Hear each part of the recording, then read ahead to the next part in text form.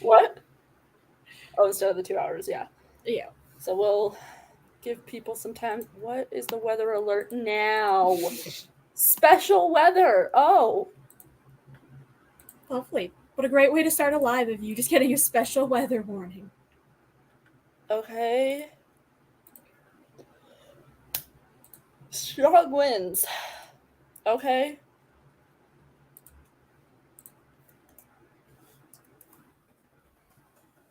Caps lock, excuse me, turn off.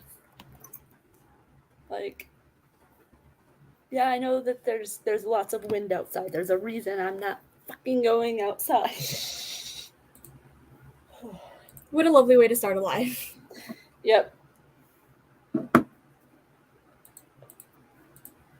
So, do you want to just jump in with...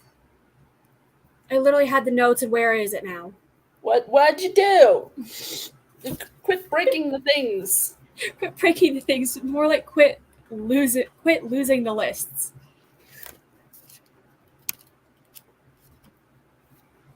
Oh, listen to see here. Hi. Hi. Okay, so do we need to go over the plot? Is that what we're doing first? That's kind of the first thing, of just be like, overview the book. And that's my job, because that's your job, because I always fucking finished it. I still probably know more than you. All right. Well, first we want to say hello to all of the campers who are either watching this back or are here watching this with us now. Thank you for joining us, and today we're going to be doing our live show for The Battle of the Labyrinth by Riordan, which is book 4 in the Percy Jackson series. I can't believe we're already on book 4. It feels like we started this thing like last month. Dude, I've been feeling the same way. I'm like, but also now that it's November, I can read the final book in the series and be like, yes. I just need to hold on. I need to pull up my notion in a second. Anyways, so in this 4th book, we are following the events after the Titan's curse. Annabeth has been saved, and some shit has gone down. They have found an entrance to Daedalus's labyrinth that was under I forgot whose kingdom it was under in ancient Greece. But they found the labyrinth, and they've learned that Luke is planning to use the labyrinth to go to attack the camp. That's his plan. Sorry, I'm very out of it today. I've had a long week, so let me start from the beginning. Okay, so in this book, we start this book off with Percy Jackson going to his orientation day at his new high school, and of course, shit goes wrong, things blow up, and a monster dies. Yeah, the usual.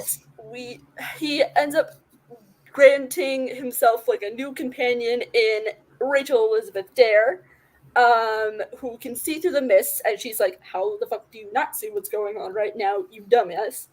A reminder that we met her back in book 3, where Percy almost slashed her with a knife, but sword. It doesn't matter. A weapon. A weapon. She was slashed by a weapon. Anyways, so as they get closer to camp and continue meeting obstacles, and Rachel finally learning that the gods and the goddesses exist, they learn that the camp is under attack. They started this book under attack, right? No. No, they did not. No. So they were attacked, and then they make it to camp, where Grover is being placed in front of the council, where they're like, you are lying about hearing the god of, like, the great god Pan, because we know that in the 3rd book, Grover, here's Pan, releases this wild call at the end of the 3rd book, and people are like, what the hell was that? Or is that the end of this book? That's the end of this. I finished this not even an hour ago, and I've already like, I apologize. Like I said, I'm very out of it. I've had a very long week, but I enjoyed this. So anyways, as we continue on through the story, we learn that the camp has an entrance to the Labyrinth, one that was a prison for the Minotaur back in the myths. And like everything else, it moves, but not in the same way that the things move with Western civilization. It just keeps growing. So they learn that Luke plans to use this entrance to attack the camp from the inside, because they know that they can't get in through the magical borders. So, sorry, it's been so long since I've done something like this. Whew. And so we follow Annabeth as she's leading her first quest through the labyrinth with Percy. Oh my god.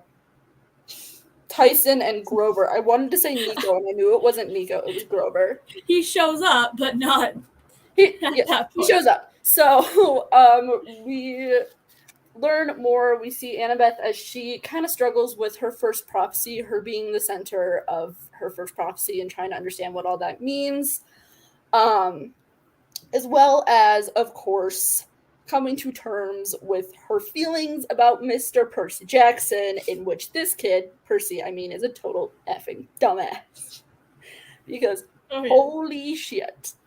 So, as the book progresses, we meet some new characters as they try to make it through the labyrinth to the battle of the labyrinth.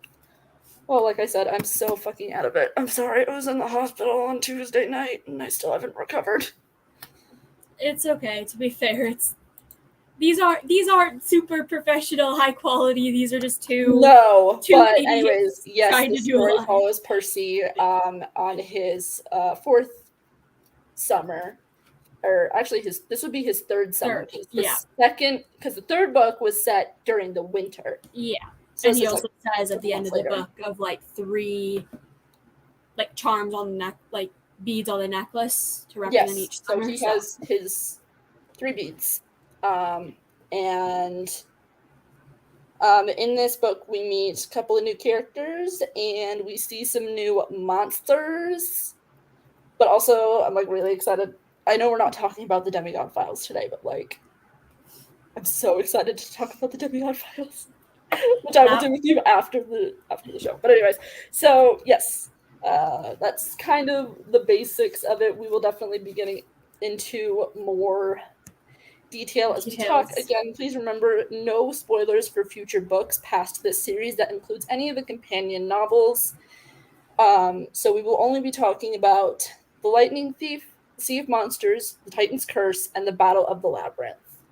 So yeah, we'll go ahead.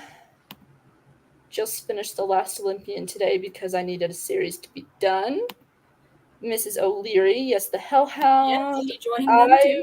I haven't got the short stories, so I will be skipping them. That is totally understandable. The extras, we're just doing them because we want to read them. If people don't want to read them, you don't need to. They're not like, oh, if you skip out on the short stories, you're gonna miss 95% of the plot. Like, no, it's just like no, but you're gonna miss some fun eggs. Because have you read the Demigod files yet? I have, but I don't remember anything. Well, I had in the past. I haven't done my reread now. Okay, because I'm like, but like I read it in like 2019. I don't remember a single thing. Yeah. So I'll probably be reading it next week. But so next we have just overall, like, I guess it would be like overall thoughts, which for some reason is removed, of just like a brief, like, oh, how did you like the story? What did you rate it? That type of thing.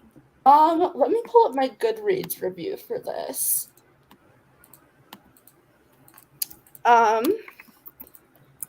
This is, in general, my second favorite in the series. So, I mean, that's kind of like spoiler alert for my ranking and whatever, but I'm trying to remember what I did. I know that I gave this 4 stars because, like, I really enjoyed it. I enjoyed the. I feel like in this we have a bunch of like character arcs and just like character development, and overall I like really enjoyed it. Like, once I will say, I like at first like reading, I was just kind of like, okay, like I have to read it, quote unquote, for this. Like, not that I didn't want to, but I was like, okay, I'll start it. But then once I got into it, I was like, oh, I forgot how much I liked this and how much, like, by this book, my first time around is when I was like, I absolutely love these characters.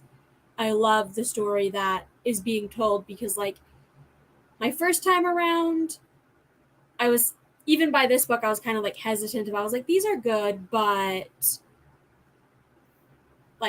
but it's not amazing. And by this one, I was like, okay, yeah, I'm 100% just going to read everything Rick Riordan has written.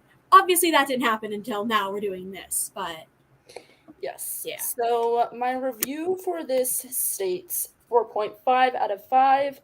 This is my second favorite book in the original Percy Jackson series. I loved every second of it. As usual, I couldn't put it down. I read it all in one day. I am super excited to continue on with the Riordan verse. So I don't really have anything like other than what Hope already said to add to the part. I enjoyed this book. I really enjoyed watching the characters kind of grow a little bit more and just have new like experiences. So Yeah, and see new characters that, like, you just see new characters in in each book you see like new characters that are relevant to the plot, but in this I feel like one specific character we get more of that, without spoilers, becomes. Oh yeah. No, Yeah, I know what you're talking about. yeah, I'm like, I don't want to say too much, but like there's one character that we see more of in this that it's like, oh, this show, like, this is why you're gonna be important. Yes. So, yeah, I think in general we both liked the book. So Yeah, this is so far my favorite that we've read so far for like the whole read along. yeah. And then I guess we can just go kind of, we've talked about the overall like thoughts. So I guess we can go into like characters, character arcs, and then like the overall plot. I want to talk about Daedalus. Daedalus. Daedalus.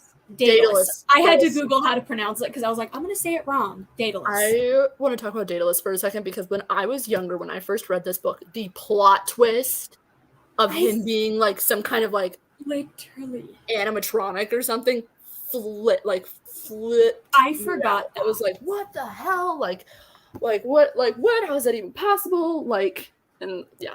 I like forgot about that. So when I was reading it, I literally was reading that part this morning. I was like, I forgot about that. Okay, that's cool. Yeah, it's just kind of one of those things that you don't really like. It's not something you ever think about, and then when you're reading, you're like, oh. No, because when you think of this book, nobody really thinks of the fact that Daedalus is actually still Daedalus. Like, that Daedalus was the original Daedalus. Because obviously he went by a different name, of course, but, like, it's like, it doesn't, like, click. Even though we know that some people and creatures from myths are still alive and moving about to this day. So yeah, that was one character that I really enjoyed seeing. I loved seeing Tyson again. I love him. Oh my gosh, yes. Like, he's my low-key a favorite character in just like his overall, like, the way he acts and mannerisms. He's just like so. And what sweet. I love about this book is how at the end, obviously, Tyson is, told to stay behind to like work with the camp instead of going back to Poseidon's palace. And I like how Rick kind of like again added more depth to Tyson by making him like intelligent. Like, yes, he may not have like a large vocabulary to express what he's saying, or like have very like childlike mannerisms, but like I like how he's not just like the dumb overgrown toddler type trope. He's more of like the I'm intelligent, I just happen to like fish ponies and rainbows and can also bust your skull open. So I love him. um I love him. He's great. And then, of course, we see Mr. Nico D'Angelo. He's become both more and less angsty at the same time. Yeah, it's like, because like at the end, so Percy's like, "Yo, do you want some cake?" And he's like, "Okay." Or no, cake doesn't he say just like, "Is that blue cake?" And then Percy's just like, "Here, have some." Yeah, is that blue birthday cake? Come inside and eat cake and ice cream. It's just funny because Nico doesn't even come inside. He just sits on the fire escape like a fucking creep, just like. Yeah, but like, you get what I'm saying. Of like, this makes me wonder for the TV show in the first season when they go to the Lotus Casino and Hotel. I wonder if they're gonna have the actors who are playing Nico and Bianca like in the background. I know that they recently, I think they filmed that literally last week, I think, or this week. Like, they filmed it recently. And I want them to have the Poker Face Lady Gaga song in it. I know everybody hates the movie, but like that one scene is just so fucking iconic. Yes. Taking a sidetrack, we'll be back to the book in a second, but I feel like they wouldn't have cast them yet, but I feel like they might do a thing of like, oh, kids that like from a back view would look like about the ages that Nico and Bianca are. Like, do you get what I'm saying? Of not like, oh, yeah, it's clearly that, but you're like, wait a second. With Bianca like in her cap and stuff, like as they're running out of the hotel. Yeah, as they're running out of the hotel, you just kind of see the camera glance over like a group of kids, and you happen like that's I feel like how that would go. And then you're like, if you know, you know. If you know, then you know. Yeah. So continuing on with characters, we also got to see a little bit more of Rachel's character. And I will admit that I was a Rachel hater growing up. I was like, no, Percy and Annabeth forever. But here's the thing. Percy and Annabeth were not explicitly together at this point because neither of them had the balls to admit that they had feelings for each other. And plus, in this book, Percy is a 15-year-old boy. Of course he's not going to be... He's not going to be like, oh, but I like this one. Oh, but this girl also... Of course he's going to sit there and like contemplate it. He's like, holy shit, I am actually having a normal human problem for the first time. Because, like, like, it's interesting when Rick does that, because it's like, it's completely normal to have, like, feelings or develop feelings for more than one person at a time. But as a teenager, it's really hard to navigate those feelings, even without, like, being killed by monsters every 50 seconds.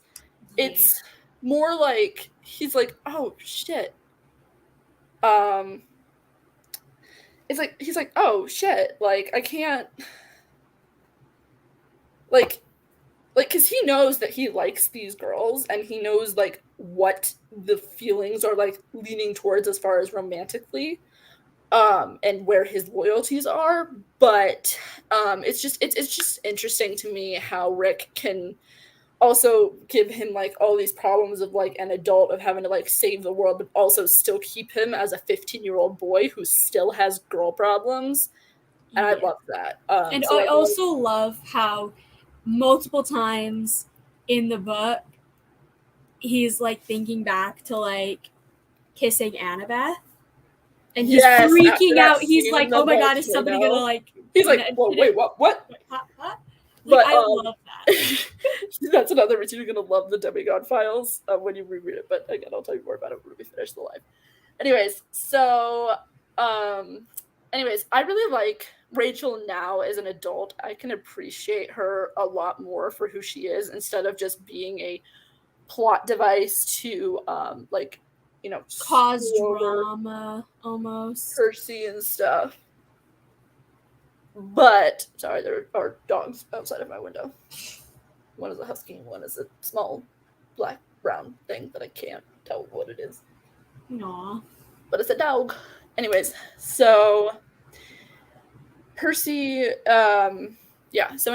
so I liked Rage's Chill a lot more because she's smart and she's resourceful and she's able to, she just like takes things head on, especially with like the whole hairbrush thing. She just not even thinking, just throws something at this titan like it's who's staring at her like, I am going to kill you, and she's like, yeet. Literally. Fuck you too, buddy. And I also like how Rachel, like, she doesn't have to help Percy, really. No, she doesn't owe Percy or Annabeth because of like, oh, this person needs my help and it will be a cool thing to do. Let's do it, even though I might die.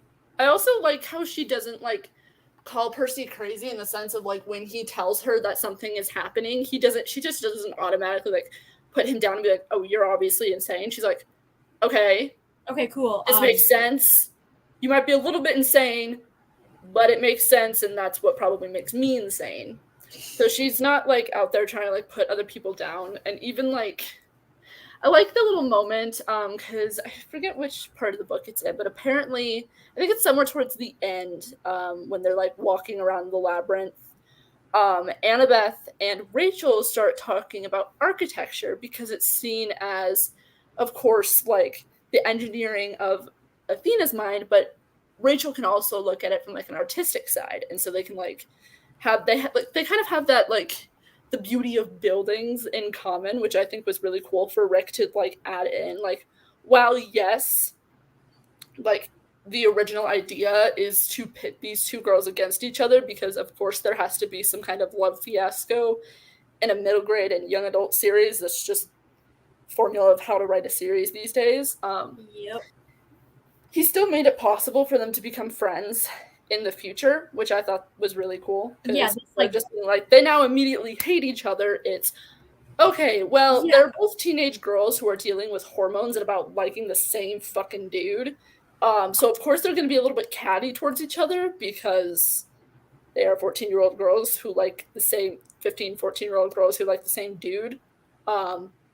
Like, yeah, but like that conversation of them, like the mutual like interest in architecture is what builds that like stepping stone of a friendship. And I like how Rick is able to just throughout all of the books, just for any like sort of thing, you just slowly build those little stepping stones of like hints to things, or like, oh, that conversation, you now know, okay, they get along with something. And then so when you make them more friends, it makes sense and not a jarring like oh, where did that come from kind of thing. Yeah. And of course we have Grover, and I'm gonna kind of lump him and Juniper in together because holy shit, they're adorable. I love her so much. I love how she's just ready to fight Dionysus, or not Dionysus, these like she's just willing to fight like, anybody. Council of Cloven Elders or whatever it's called. She's just ready to go like, oh, you want to tell my boyfriend that? No, I'm gonna hit you instead. And like the fact, also speaking of unlikely friendships, Clarice and Annabeth like teaming up in a way. That definitely more like growth on Clarice's part, which I am so excited to see what they do with that in the TV show, because I am intrigued. Because Clarice, this isn't a spoiler, but Clarice gets better as the books progress. That's just kind of how her character development develops. Yeah, and we can see that in this book of how, and if you see like her interactions with her father and her, you can understand kind of why she has some of the mentality she does. It's a nature versus nurture thing. It's like, is she really a bad person, or is it just because her dad's a giant asshole? Is she acting like a giant asshole? So, yeah, I really appreciated that too. I also like how they both like held Juniper back from a fight, and even Percy was like, Clarice is holding somebody back from a fight. What the fuck? This must be serious. Yeah, just almost like because even what? Percy was like, you would be justified in fighting him, and I don't know exactly why we're stopping you. And then he realizes, oh shit, this is serious. Because here's the thing that people don't understand. Percy is not stupid. He's quite intelligent. He's just doesn't, it's an ADHD thing. We're not stupid people. We just have a really, really weird thought process. And it's interesting to see how the fandom reacts because here's the thing. Annabeth is also dyslexic and also has ADHD. So she has the exact same disabilities that Percy does. And so people assume like she's always like organized and smart and stuff. And while she is like smart, I am willing to bet you that if you looked at her desk at any point in the series, it would be a total fucking nightmare. But she wouldn't be able to clean it up, and nobody else would be able to clean it up because like otherwise we can't find shit. Like there's no such thing as a right place to put things. It is either there or it has disappeared into the fucking void.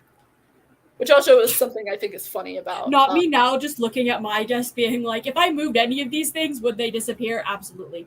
Oh, yeah. That's just me also being a messy person. It makes me laugh because when I think of the pen of little Anonymous Mouse, the pen, I'm like forever led to the fact that it will just return into someone's pocket. That thing would have been disappeared after 2 seconds if it didn't have the ability to go back into somebody's pocket. Right? It's like the second, like I drop shit all the time, and it would just appear right back in my pocket, and I'm just like, what the hell, man?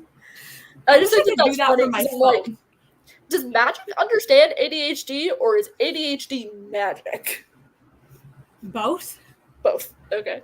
So, yeah. Anyways, I loved Juniper. I love how she was like both very protective of Grover, and she's like, I don't want you to do this dangerous thing. But when he insists, like, this is something I have to do for myself, she's like, okay, I still think you're an idiot, but I love you. You're still a fucking idiot. Yeah, it's like, you're an idiot, but go do it because I know it's what you want. And then obviously he goes and does it. Yeah, and he goes and does what he needs to do, and it's like, and when he comes back and is ready to just like, and he lets out that like I think they called it like the primal fear or something like that. Yeah, whatever I think that so. noise was. It was like, I was like, Juniper was probably like, holy shit, that should have not been possible. But anyways, so also, of course, I want to talk about Quintus / Daedalus. He was a very interesting character for me because like you kind of knew that something was up with him from the beginning. But what you realize, what? Like, yeah, what like when the reveal happens, you're like, huh? Like, is he a villain or is he like a monster or like what does this dude have to hide? And then when you figure out what he's hiding, you're like, wait a damn second. What Didn't expect that. That honestly is like a plot twist that it's like, it's almost the type of plot twist where like, I'm trying to figure out how to word this, but there's some plot twists that you can be like completely told, spoiler filled, and you're like, you're messing with me. That's not what's happening. Moving on. Right? It's like, oh, but by the way, also Mrs. O'Leary, there's not really much to say. She's just a giant dog, and I fucking love it. Oh yeah. It's like Percy just automatically has a dog now, and then like his mom, he tried to bring that home to his mom. His mom would have been like, "Okay, what? Why?" Yeah. Character I want to know your thoughts on, Ethan. I think Ethan is a very interesting character because we meet him in this book, but we see him again in a couple of the stories in the Demigod Files. And it actually, the Demigod Files help explain his character arc a little bit more and kind of like why he is the way he is and some of the things that happens between the Battle of the Labyrinth and the Last Olympian. So while I don't think that this is important plot-wise, I do think that it is kind of important for the sake of character growth for a lot of characters. But anyways, I think Ethan, like I kind of know how his story ends. I kind of forgot though. It's like So it'll be interesting for me to see how I react to his character as like an adult, as he's trying to like as I'm an adult now, kind of like trying to like navigate this through the lens of being an adult and having been somebody who was, I think he's what, 13, 14 years old. He's not that old. 14 sounds right. Something like that. I think he's around Nico's age. Well, no, then he would be like 12. No, because hold on. How old is Nico in battle? He's like 12. No, oh, he's 11 years old in the battle. 11. Okay, well, I was close. I'm so confused. Right then, how old is... There is actually a canological issue with ages, because in okay, Nathan is actually supposed to be around Percy's age, so okay, he's around 16. Okay, I was thinking like somewhere in between that age, between like Nico's age and Percy's age. That's kind of where I thought Ethan's character was like in age-wise, but yeah. So, and then of course we have our main girl, Annie B. Annabeth. This was her book. Yeah. Her time to kind of shine, and I like how Percy or Rick. Sorry, I'm like getting everybody's names mixed up. Like I said, it's been a while since I've done anything like this. And Rick gave her that like normal anxiety of holy shit, I'm going to fuck this up. And also like still let her be a kid in the sense of like, oh, I'm terrified of this last line in the prophecy, so I'm going to keep that to myself. And nobody's going to know about it. So, yeah, I liked seeing her grow. In this book, I also feel like she's more vulnerable than she has been in previous, because of her being the leader of the quest and like her being responsible for everything. It allows her to have that vulnerability that I feel like she has kept to herself in the previous books. Exactly. I think that part of it is both because of the Labyrinth, and again, she was with her like original group of friends up until Rachel had kind of like joined in when she needed to, but she was with her original group of friends. So people that she's been in crappy situations with before. She was in a like probably like obviously a genuinely very frightening and life-threatening situation. So she was with people that she was already comfortable with, and so especially when it comes to Percy, and they have that moment in the Athena cabin where she's literally sitting there like having this panic attack, and Percy does not know what to do, and he's like I have never seen her like this, like I don't know what to do. And so she just gets a hug, and then it's fine. I think that's really interesting. But she's still, again, being shown as a 15-year-old girl who unfortunately has the weight of the world on her shoulders, and I mean that literally, if you remember the last book. Oh man, I don't think I would have been able to do that. I think I probably would have I would have been crushed. Oh yeah. Same. Like even if I was a demigod, I would have been like, and I'm done. Yeah, you would have just been like, yeah. But again, it can't be like forcibly taken. It has to be given freely. Yeah. But that's not the point. Anyways, so I also liked, I think this isn't this the book where her dad gets involved? Oh, no, that was. I'm so lost. I'm so sorry, everybody. But, yeah, it's the end of book 3. That's where. So her just kind of like navigating through. Just navigating through the difficulties and like trying to learn that like you're still a kid, dude. It's okay to not have everything figured out. And then, yeah, like it's okay to mess up once in a while. Yeah. So loved Annabeth's character arc in this. We get to see her develop a little bit more. Yeah. So.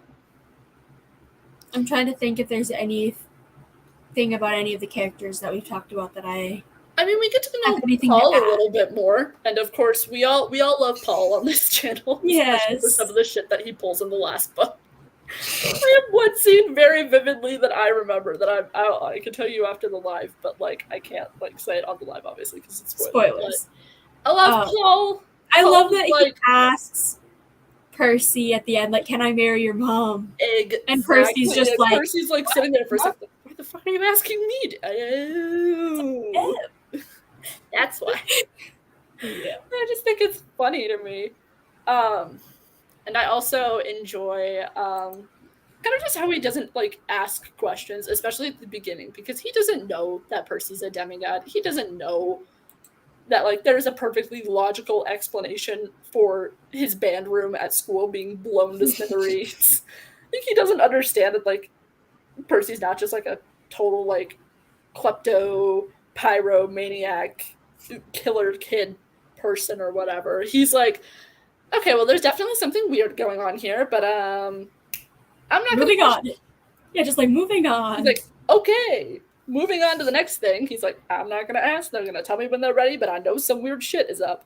And at the end, when Paul meets Poseidon, I totally forgot in this book. My 12-year-old brain, when I first read this, or I don't know if I would have been 12 when this came out, because actually, I might have been 12. Anyways, my 12-year-old brain, when I fucking read that for the first time, I was like, holy, and even reading it now, I was like, holy shit, because I had totally forgotten that scene even happened. I didn't think that Paul and Poseidon had met until the last Olympian. I forgot that they had met in this book.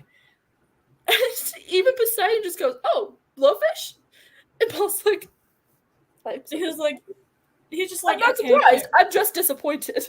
Exactly. I love it. I love him. I also love how Sally is just like, if her kid suddenly doesn't show up, return home from school, she doesn't necessarily automatically go, oh my god, my kid's been kidnapped. It's like, oh god, he probably blew something up again. Yeah. I will hear from him in 3 to 5 business days. Yeah. I also back to the whole like Paul and Poseidon thing of when Tyson yells daddy to Poseidon and then it's like Paul's drops. He's staring at my mom. Tyson is not mine. It's a long story. I just know why. Really not that long if you just want to say, oh, Tyson. Like, if they wouldn't go into, like, it's pretty obvious that it's not a spoiler. They intend to tell him. So, like, at that point in time, they could have just easily said he's just Percy's half-brother, even if they didn't go into full depth of how Percy and Tyson were related. They could have just gone, like, half-brother. Same dad, different moms. Yeah, that's literally. I take over Tyson I take care of Tyson because his mom is da da da da da. Like, yeah, it's like just like, but I take care of. They just explain things to Paul eventually, and he's like, and we know he doesn't like leave or anything because it's not really a spoiler, but because it's in the end of this book, like in the little preview for the next book, Percy is literally like, the end of the world started when a Pegasus landed on my car. Well, it wasn't really my car, it was my stepdad's car, or like it was my mom's boyfriend's car or whatever, like that. But it's like, but also he's just there, so he heard all of this and he's like, nah, okay, Joe.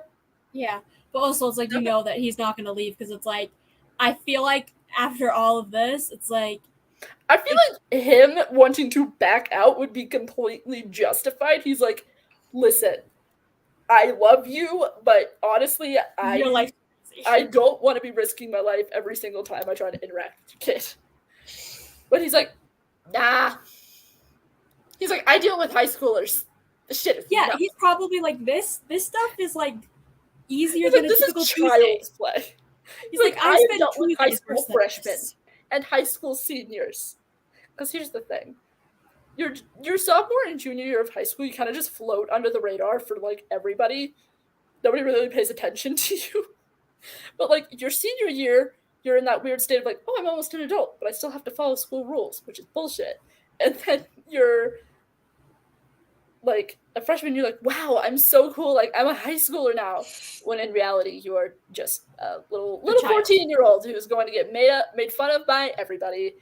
And people who say don't make fun of the underclassmen, you are wrong. And because here's the thing. While I don't personally hate underclassmen, when I was in high school, it was a rite of passage to be slightly bullied by the upperclassmen and be made to believe that the freshmen were dumb. I'm sorry, it is how it is. Yeah. But, yeah. Anyway, so I love Paul and him just, like, being like, well, alright then. Moving on with my life. Yeah. So, I also like how he's, like, supporting, like, because the first interaction we see between Sally and Paul, he's helping her with something that she's passionate about. Like, actively, like, helping her. And I think that's part of the reason Percy likes him so much. Like, obviously he's going to be a little bit wary after Gabe Ugliano, because Gabe is Gabe. He's a terrible person. But like, just seeing the fact that Paul is, like, genuinely helping his mom in this creative writing class, I think that it's... At that point, you kind of know he's not going anywhere. Oh, no.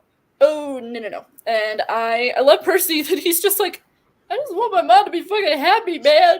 But do know that I can cut you up if I have to.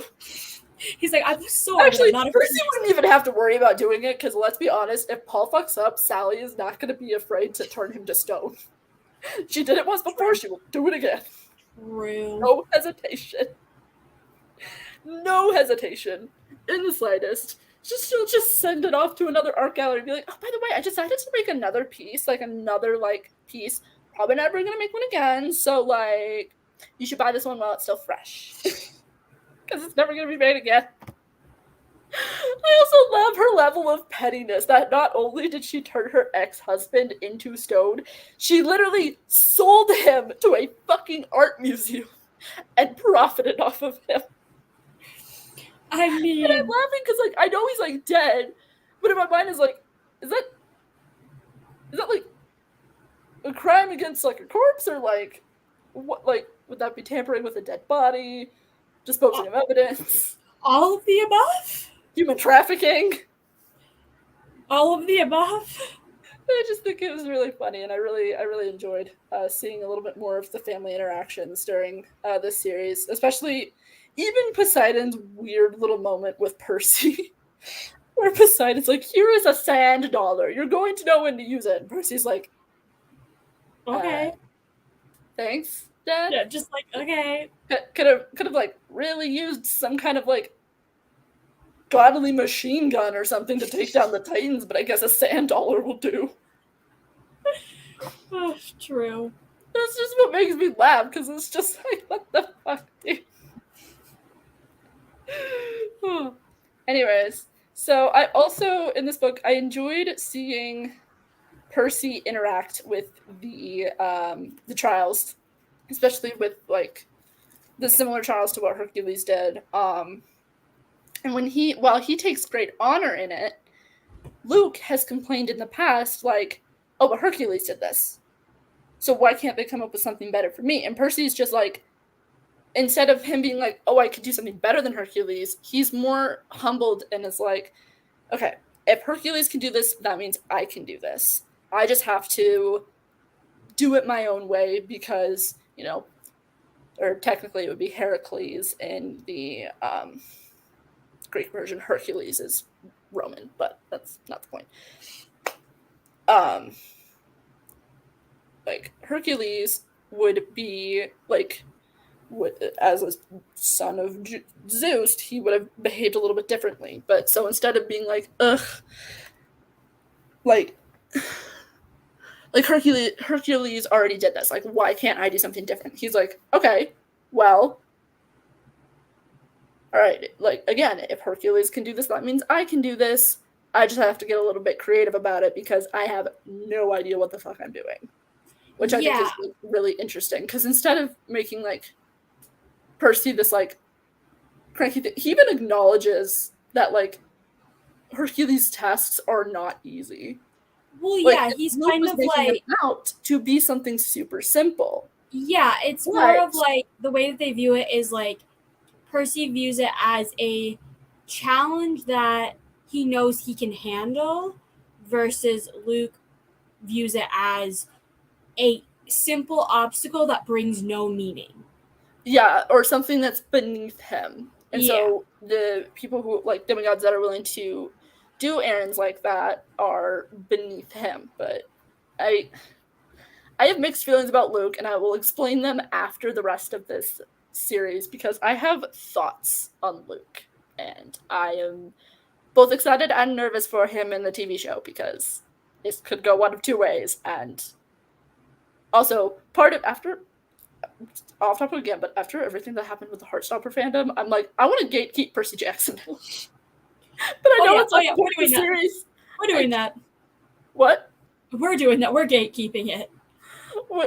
Okay, yeah, we're gonna gatekeep it a little bit. If y'all try and bring like drama and stuff into it, like you're gonna be kicked out of the Discord, you're gonna be blocked on the Twitter, and you're gonna be not allowed in the lives because we do not tolerate super negative bullshit. You are allowed to politely disagree with something, but if you start hating on any of these children who are betraying children, then you will be kicked the fuck out, and then you can leave. Go away. Bye-bye.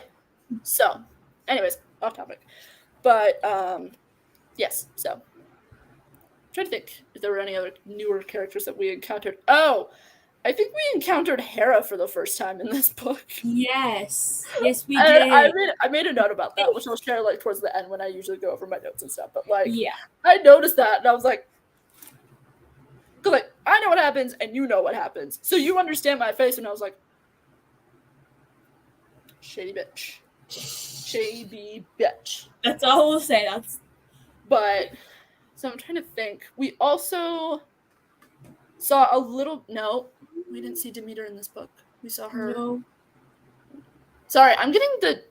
I read Battle of the Labyrinth and the Demigod files back to back, so I'm kind of getting them muddled in my brain. But yeah. Yes. I'm trying to think. We talked about all the main characters pretty much. Most Dionysus at the end. Oh yeah, Dionysus's moment of. Let me see. Where are you talking? At the end when he's like defending Grover. Yes. Because like here's the thing. Like Mr. D is known for being an asshole, and that's kind of like a thing with the gods. Like they're all assholes. Kind of arrogant dicks. I guess that comes with infinite power and immortality. But even like Dionysus, who supposedly hates everyone, I think he hates the fact that he's being punished, not that he actually hates the kids.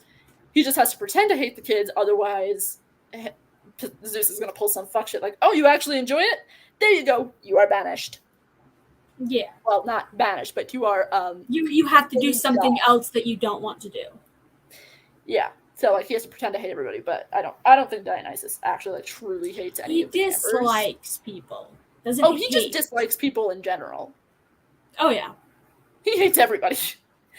He hates everybody as a whole, but, like, there's like, those specific people where he's like, I don't hate you, but I'm not going to say that I like you, so I'm going to say that I tolerate you mildly.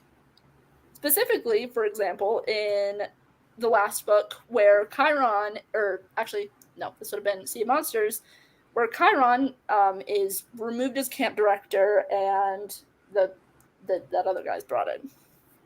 So, like, he even says, like, I miss that old horse's pinochle games. Like, if you truly hated somebody, would you really say that you missed a game with them? So, but anyways, like, him standing up for Grover. And then like, everybody's like, well, you're outnumbered. Like, it's a tie. And then Dionysus goes, this is part of, like, him being like, I'm going to use my godly powers of being a dick for good. He's like, actually, I'm a god, so my votes count as 2. Yeah. And they're just like, fuck. So, That's how Grover completes his quest of finding the great god Pan. And also, speaking of that scene with Pan, I was bawling my eyes out. Every time I read that scene, it makes me cry. Because both it makes me feel guilty as a human being for polluting the planet. Because I also love how, this is another sidebar, but I love how people are like, ugh, Rick is getting way too political with like his like casting choices. I'm like, did we read the same books? Because Rick has always been very political. It's like, no, apparently we didn't, because in at least each book, there's something that can be taken as political, even if it's something. One of the main characters is a POC. Like, it's just like canonically accepted, even by Rick, that Grover is a person of color. Whether he's black or I forgot the actor who's playing him. Hold on, I need to figure this out.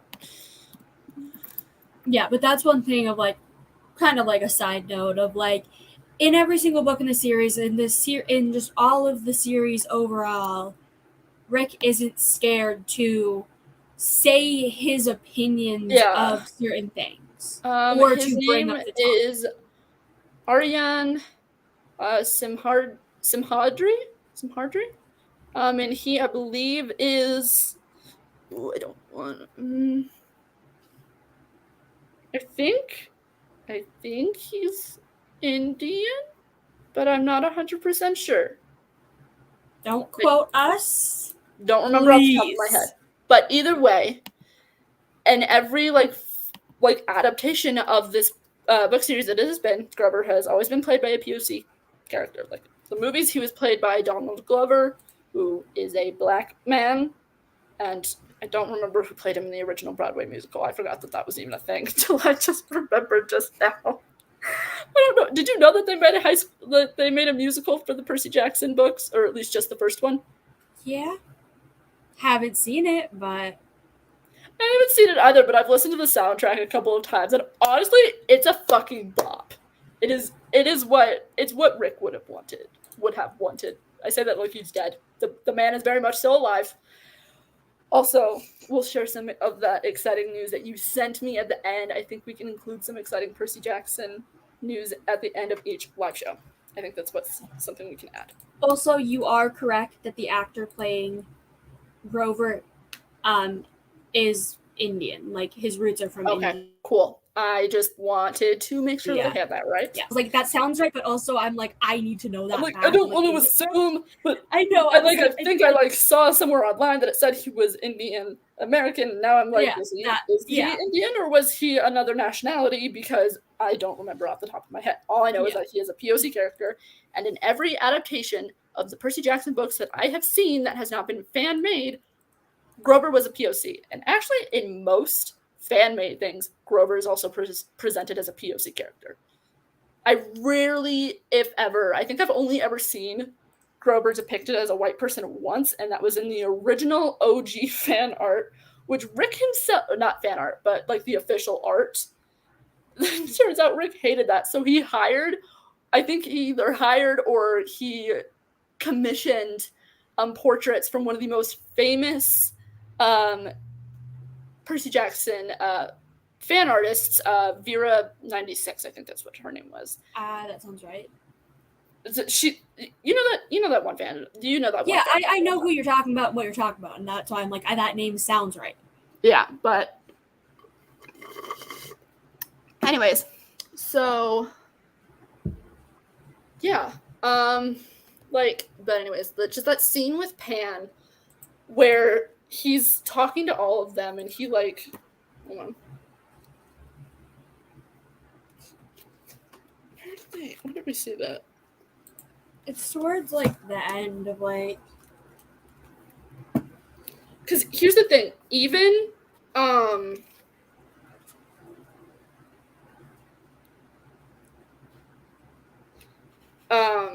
because even though like Rachel, who knows nothing about this world, doesn't really while she probably understands the basics of the myths, she probably doesn't understand how much finding Pan means to everybody on a personal level.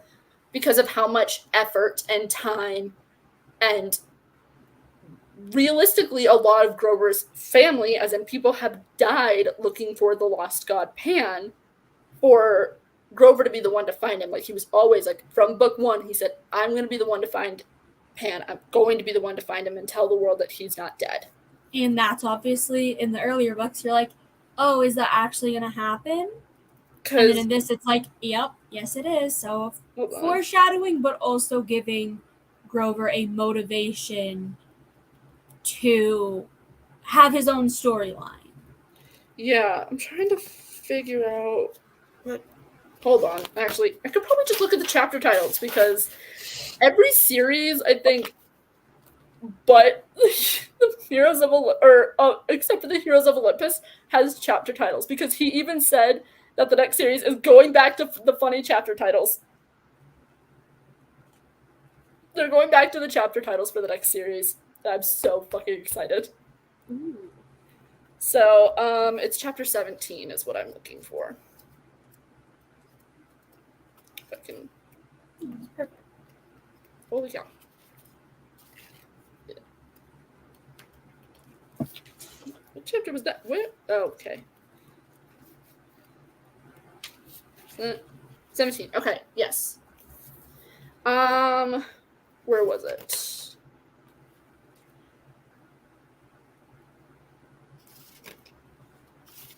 So they said, and also, speaking of unexpected friendships, Grover and Tyson, because here's the thing.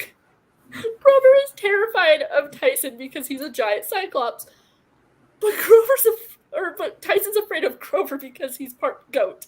And he says goat makes my nose itch, and I thought that was just fucking hilarious, because I was like, I never really thought about that, but like, it makes sense. Like, what if somebody who's like allergic to horses like has to walk by Chiron or the Pegasus stables? It's like, they're just gonna be sneezing. Like an allergic reaction, or are demigods like immune to allergies or something? If I ever meet Rick Riordan, I'm going to ask him that question. It will probably get me kicked out of whatever convention I end up meeting him at, but if I ever meet him in person, I will be like, sir. I feel like that's a reasonable question, because there's some people that are like, what? No, here's the thing. He's going to look at me and just go, are you one of the original fans? I'd be like, yes. And he's like, is it possible that you are also ADHD? And dyslexia? I'm like, dyslexic? No. ADHD? Yes, because that is why my thought. Well, there's people that ask like stupid things at conventions of like, what's the character's favorite color or favorite food or favorite movie? It's like you asking, in this world, do people have allergies? Me, like, what happens to demigods who have barnyard animal allergies? Or strawberry allergies? Those are a thing too. Like, what are the rules on allergies in this universe? Or just are allergic to things Rick, like or outside. Becky, or if somebody connected to Rick Riordan is for some reason watching this, please ask him, what happens to demigods who have allergies? Do demigods have peanut allergies? Can demigods be lactose intolerant? Like, are they asthmatic? Because, like, we know that, like, in future books, demigods use things like mobility aids. So it's like, disabilities aren't necessarily, obviously they're not a thing in the series, but I'm like, what if some poor kid of Athena has a peanut allergy, nobody realizes the kid has a peanut allergy, and like packs food for a quest that contains peanuts, and he just fucking dies, and people are like, oh, how did he die? Which monster killed him? And they just have to go back to Chiron and say, peanuts. Just with a blank face. Peanuts is what killed him. Peanuts is what killed Dave over there. He didn't die in battle. Nope. He breathed in the same air that a peanut had been in within the last 2,000 years. Death by peanuts. Yeah. Was how Dave went. Or even just at like the dining pavilion, somebody has peanuts. Be about to write a fan fiction about Dave the demigod who's allergic to peanuts, trying to avoid everything peanut related. Oh, I would write that. I don't know if anybody would read that, but I really want to write that now. I'd read it. Dave, the demigod who avoids peanuts. Hold on, I need to write that down before I forget it. You might think that I'm kidding, but I have. You know how I am. Yeah. Fan fiction ideas. Where's my Percy Jackson one? you do this, and then this, and then it's just the anti-peanut demigod. Yeah, like I said, if you're somehow connected to Riordan and you are watching this, please ask him about allergies for the demigods in this series, because now I can't stop thinking about it. Anyways, so going back to the sad, serious topic of Pan and Rick always being a political figure, because here's the thing. Teaching kids about politics starts young, and if you don't believe that that is true, then you are truly an idiot. No, then you truly do not care about politics and do not believe that there's either that or you just don't have kids, because here's the thing. You teach your children the values that they have and expect them to either grow up with the same values or to take your values and evolve them into something else. And your values sometimes align with your political shit. And it's a thing. It's like interwoven. It's a thing. So if people who say, "Oh, I don't teach my child about politics," it's like, technically you do, but like not in the way that you're thinking. You don't teach them Democrat is good or bad and Republican is good or bad. You say treat people this way and treat these people this way, or treat people the same, whatever it is you want to do. But anyways, so we are in this scene where Tyson is like calling out to Percy, like Percy, like Grover is fallen. There's something's wrong, and of course, like they're like, yes, we have to get back to Camp Half-Blood to save everybody, but my best friend has like we'll just do this little and they still have the empathy link, which again they don't fully understand, so they don't know if Grover dies, does that mean Percy dies, or vice versa, or whatever. Like we don't like fully understand like how that works, because it's not established as an empathy link until the second book of the series, because in the first book when Grover offers to stay behind in Hades, they don't have the empathy link. So if he stayed behind and died, it wouldn't have affected Percy in the sense of whether or not Percy would live or die because of Grover's aliveness. But that's besides the point. Anyways, so just this whole interaction with Grover and Pan, just like it both warms my heart and also makes it break at the same time, because here's the thing. Here's the this is the introduction that we get to Pan. I'm not gonna a little bit of a read aloud time. So we got out of the water and kept walking. As the crystal pillars loomed larger, I started to feel the power emanating from the next room. I'd been in the presence of gods before, but this was different. My skin tingled with living energy. My weariness fell away as if I had just gotten a good night's sleep. I could feel myself growing stronger, like one of those plants in a time-lapse video. And the scent coming from the cave was nothing like the dank, wet underground. It smelled of trees and flowers and a warm, sunny day. The only way that I will accept that something smells like sunshine or a summer day is in the context of this, because, yeah. It makes sense to me in my mind. Grover whimpered with excitement. I was too stunned to talk. Even Nico seemed speechless. We stepped into the cave, and Rachel said, "Oh, wow." The walls glittered with crystals, red, green, and blue. In the strange light, beautiful plants grew, giant orchids, star-shaped flowers, vines bursting with orange and purple berries that crept among the crystals. The cave floor was covered with soft green moss. Overhead, the ceiling was higher than a cathedral, sparkling like a galaxy of stars. In the center of the cave stood a Roman-style bed, gilded, wood-shaped like a curly U with velvet cushions. Animals lounged around it, but they were animals that shouldn't have been alive. There was a dodo bird, something that looked like a cross between a wolf and a tiger, a huge rodent like the mother of all guinea pigs. Capybara is what I was assuming. And roaming behind the bed, picking berries with his trunk, was a woolly mammoth. On the bed lay an old satyr. He watched us as we approached, his eyes as blue as the sky. His curly hair was white, and so was his pointed beard. Even the goat fur on his legs was frosted with gray. His horns were enormous, glossy brown, and curved. There's no way he could have hidden those under a hat the way Grover did. Around his neck hung a set of reed pipes. And so as this interaction goes, how long is this interaction? Actually, I'll just read this bit of the chapter. It's fine. Grover fell to his knees in front of the bed. Lord Pan. The god smiled kindly, but there was sadness in his eyes. Grover, my brave satyr, I have waited a very long time for you. This is usually the point where I start crying in the book, because I'm just like, okay. And then I got lost, Grover apologized. Pan laughed. It was a wonderful sound, like the first breeze of springtime, filling the whole cavern with hope. The tiger wolf sighed and rested its head on the god's knees. The dodo bird pecked affectionately at the god's hooves, making a strange sound in the back of its bill. I could swear it was humming It's a Small World. Of course, a fucking dodo bird would be humming that song.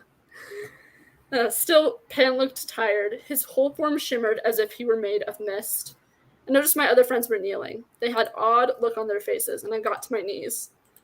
You have a humming dodo bird, I said stupidly. Honestly, I probably would have said the same thing. I would have been like, what the... Yeah, I would have been like, am I hearing I probably that would have right? forgotten all about falling to my knees, and I would have either just stood there like a statue, or I would have just flat out just fucking passed out. I would have been like, and I'm down.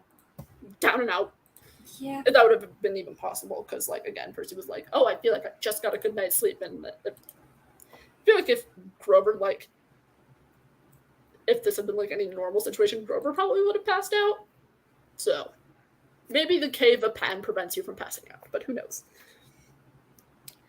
The god's eyes twinkled. Yes, that's Dee Dee, my little actress. Dee the dodo looked offended. She pecked at Pan's knee and hummed something that sounded like a funeral dirge. Dirge? Whatever. No idea. This is the most beautiful place, Annabeth said. It's better than any building ever designed. And he said, I'm glad you like it, dear, Pan said. It is one of the last wild places. My realm above is gone, I'm afraid. Only pockets remain, tiny pieces of life. This one shall stay undisturbed for a little longer. My lord, Grover said, please, you must come back with me. The elders will never believe it. They will be overjoyed, and you can save the world. Pan placed his hand on Grover's head and ruffled his curly hair. You are, like, I literally have goosebumps. Like, fucking look at this. Every time I get to this interaction in this book, goosebumps. You are so young, Grover, so good and true. I think I chose well. Chose, Grover said. I don't understand. Pan's image flickered, momentarily turning to smoke. The giant guinea pigs scuttled under the bed with a terrified squeal. The woolly mammoth grunted nervously. Dee Dee stuck her head under her wing. Then Pan reformed. I have slept many eons, the god said forlornly. My dreams have been dark. I wake fitfully each time my waking is shorter. Now we are near the end. What? Grover cried.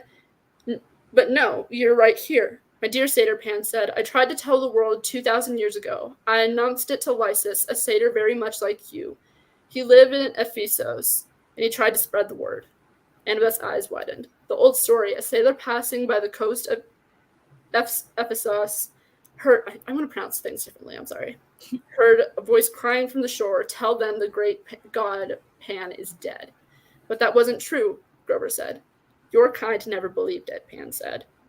You sweet, stubborn satyrs refused to accept my passing, and I love you for that, but you only delayed the inevitable. You only prolonged my long, painful passing, my dark twilight sleep. It must end. No, Grover's voice trembled. Dear Grover, you must accept the truth. Your companion, Nico, he understands.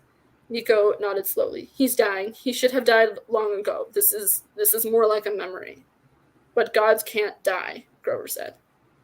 But they can fade. When everything they stood for is gone, when they cease to have their power and their sacred places disappear, the wild, my dear Grover, is so small now, so shattered that no god can save it. My realm is gone. That is why I need you to carry a message. You must go back to the council. You must tell the satyrs, the dryads, and the other spirits of nature that the great god Pan is dead. Tell them of my passing because they must stop waiting for me to save them. I cannot. The only salvation you must make yourself. Each of you must. He stopped, frowning at the dodo bird, who had started humming again. Didi, what are you doing? Pan demanded. Are you singing Kumbaya again? Didi looked up innocently and blinked her yellow eyes. Pan said, everybody's a cynic. But as I was saying, dear Grover, each of you must take up my calling. But no, Grover whimpered. Be strong, Pan said. You have found me, and now you must release me. You must carry on my spirit. It can be no longer carried by a god. It must be taken up by all of you. Pan looked straight at me with his clear blue eyes, and I realized he wasn't just talking about the satyrs. He meant half-bloods, too, and humans, everyone. Percy Jackson, the god said, I know what you have seen today. I know your doubts, but I give you the news that when the time comes, you will not be ruled by fear. He turned to Annabeth. Daughter of Athena, your time is coming. You will play a great role, though it may not be the role you imagined. Then he looked at Tyson. Master Cyclops, do not despair.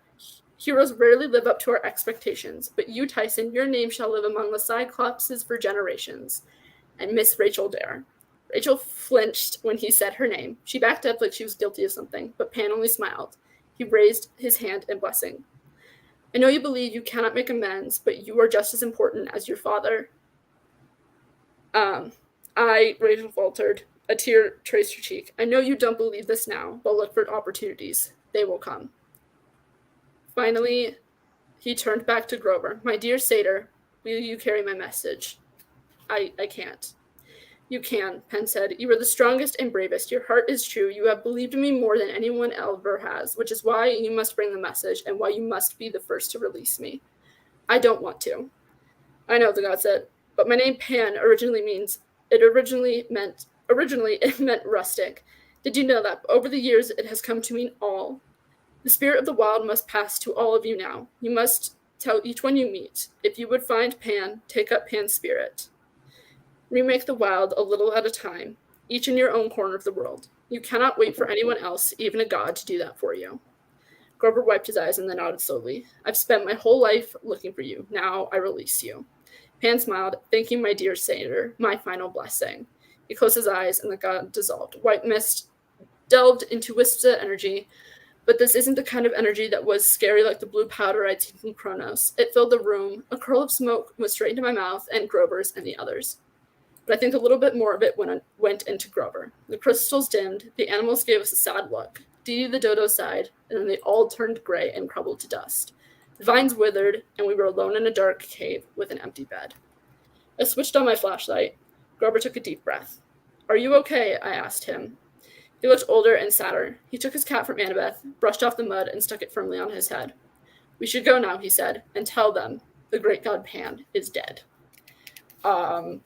It literally still goes on, and I probably read this book at least 3 or 4 times in my life. But I think what I really like the most about that interaction is that we don't know. Well, I know about Rachel's past because I finished the series before. But when you learn a little bit more about Rachel, you kind of understand her hesitation in accepting kindness from Pan and why she was just hesitant to interact with him, period. And I also like how, like, Rick obviously wrote this, but, like, when Pan says, you cannot wait for a god to save you, I feel like it's similar to how people are, like, looking at the world now. They're, like, waiting for something big to happen. And while that is important to have big things happen, and I know that this gets said a lot, but it really is the little things that make the most difference, because like there's not going to be some huge agreement on everything from, like, the powers that be of the world, as in, like, governments and, like, money and all that stuff like that. That's just unrealistically not going to happen. But, like, especially when it comes to, like, environmental shit. But, like, yeah, you gotta, like, figure out how to kind of do that stuff on your own. And I think that this series, but especially this book, does a really good job at presenting that just because there is a problem that seems too big, it does not mean that you cannot be part of a solution. So whether that is something along the lines of saving the entire world from a crazy titan risen from the dead, or taking care of the environment to bring it back to where it once was,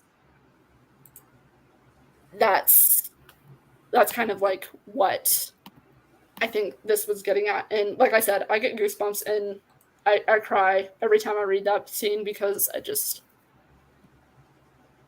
the interaction with Pan, and he's not like angry because like imagine if you were a god, right?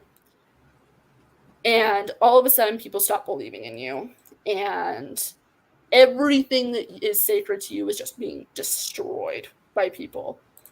Understandably, you would probably get angry. But instead, either because Pan has had time to rest and think about it, or because he maybe never felt angry at all, we don't know. But like he never sat there and was like, humans are terrible. They destroyed everything, because he understands that humans are a part of nature. But he's like, and he's like, that's just the way it is. And so it's impossible for one person to do this alone, even a god, because people keep forgetting. And so I think that's probably actually my favorite scene in the book. Maybe even the whole series up to this point, because it's just so impactful when you think about it. Like as a kid, I was like, oh, that's kind of sad that he died. But as an adult, I'm sitting here and I'm like, holy shit. This has a much deeper meaning. Yeah, exactly. It's like, hold on. Like Rick's not just talking about cleaning up your trash outside. Also, if you litter, you are a terrible person, and I will call you out for that. Sorry about it. But also like what it means to believe in something so hard and then having to let it go. Because here's the thing, Grover truly believed that when he found Pan, he could convince Pan to come back and, save all the wild things in the world, put nature right. But unfortunately, Pan was like, there literally isn't anything that I myself can do. I am old and I am dying. And he even says, you sweet stubborn satyrs have only prolonged my death. Because as far as the Percy Jackson, the Rick Riordan verse goes, the gods are only like, I guess, quote unquote, alive as long as people remember who they are and believe in them. And again, like Pan said, if their sacred places are still alive. And obviously, with the environmental climate of the world, wild places probably aren't as common as we would like to believe that they are. So that just got randomly heavy all of a sudden. But since we're talking about plot and stuff, I think that was probably, I didn't appreciate that scene enough as a kid.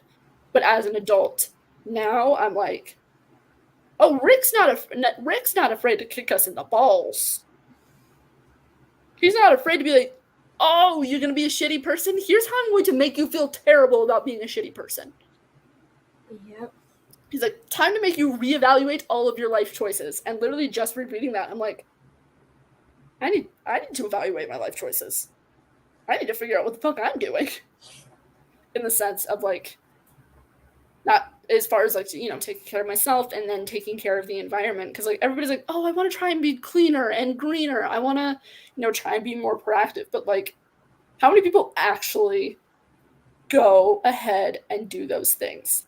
How many people like can sit there and be like, all right, I'm going to use as much recycled plastic as possible, or any number of things. Like how many times, Hope, I'm gonna call you out because you're the only person I can verbally talk to right now. Like how many times have you said that you wanted to do stuff like that and then just not committed to it? Probably every single time. Exactly. And I'm guilty of it too, so I'm not like being like a hot gotcha. It's like literally like I'm. It's like if I asked you the same question, your answer would probably be no. Oh yeah, my family probably throws away like 3 or 4 garbage bags worth of stuff a week, which is insane because there are 4 people in my house. That means that basically each person is filling up one trash bag. That's probably accurate to what my house is too. Except there's 3 people, so it's probably about 3 garbage bags. So, as well as talking about the Percy Jackson series, I guess we're also, you know what, fuck it, we're gonna get political in this series, because in these live shows, because, like it or not, Rick Riordan has always been political. He's always made choices that have accepted mostly far-right communities. So I just, yeah. If you don't like it, you can just not watch it. Not watch, but there will be times when we go into heavier shit like that. But like, for 1 week, for those who are watching, I want to challenge you for something for 1 week. I will try and do the same thing. I don't know what this is, so I'll agree to it once I hear it. Maybe. Take a grocery bag, like your standard size grocery bag from like Walmart or Target or whatever local grocery store you have, and try to only use enough trash to fill that one bag. Just try it to see if you can do it. And maybe if you can't do it, obviously there's no win or lose. It's just to kind of like, it's like an idea I just had to be like, okay, this is around how much trash I use in 1 week. How, like, what can I cut down on to make it so that there is less trash that I create? Because again, it's the little things. It's the little things that happen. So I will make a separate channel on the Discord for that. If you guys do participate and do want to share, like, this is what I collected this week, and I want to try and be better, or I don't know how to cut down, and we can like all just kind of like discuss. Yeah, we'll probably name it something like challenges, because throughout the rest of the whole thing there might be other things like this where it's like, try this one thing or think about this, and that's a place where we can kind of talk about it. We'll have that discussion. And again, I just pulled that out of my ass. Hope had no idea I was gonna fucking say that. Oh no, I had no idea we were going down any of this conversation. I mean, I appreciate this is how she and I roll. She'll probably come up with something in the middle of a live and be like, we're doing this now. I'll be like, okay, and we're going. Because here's the thing, I wasn't planning on doing a ranking. And then in the first live show, Hope was like, okay, we're going to rank all the books. And I'm like, sorry, what? You want me to do what now?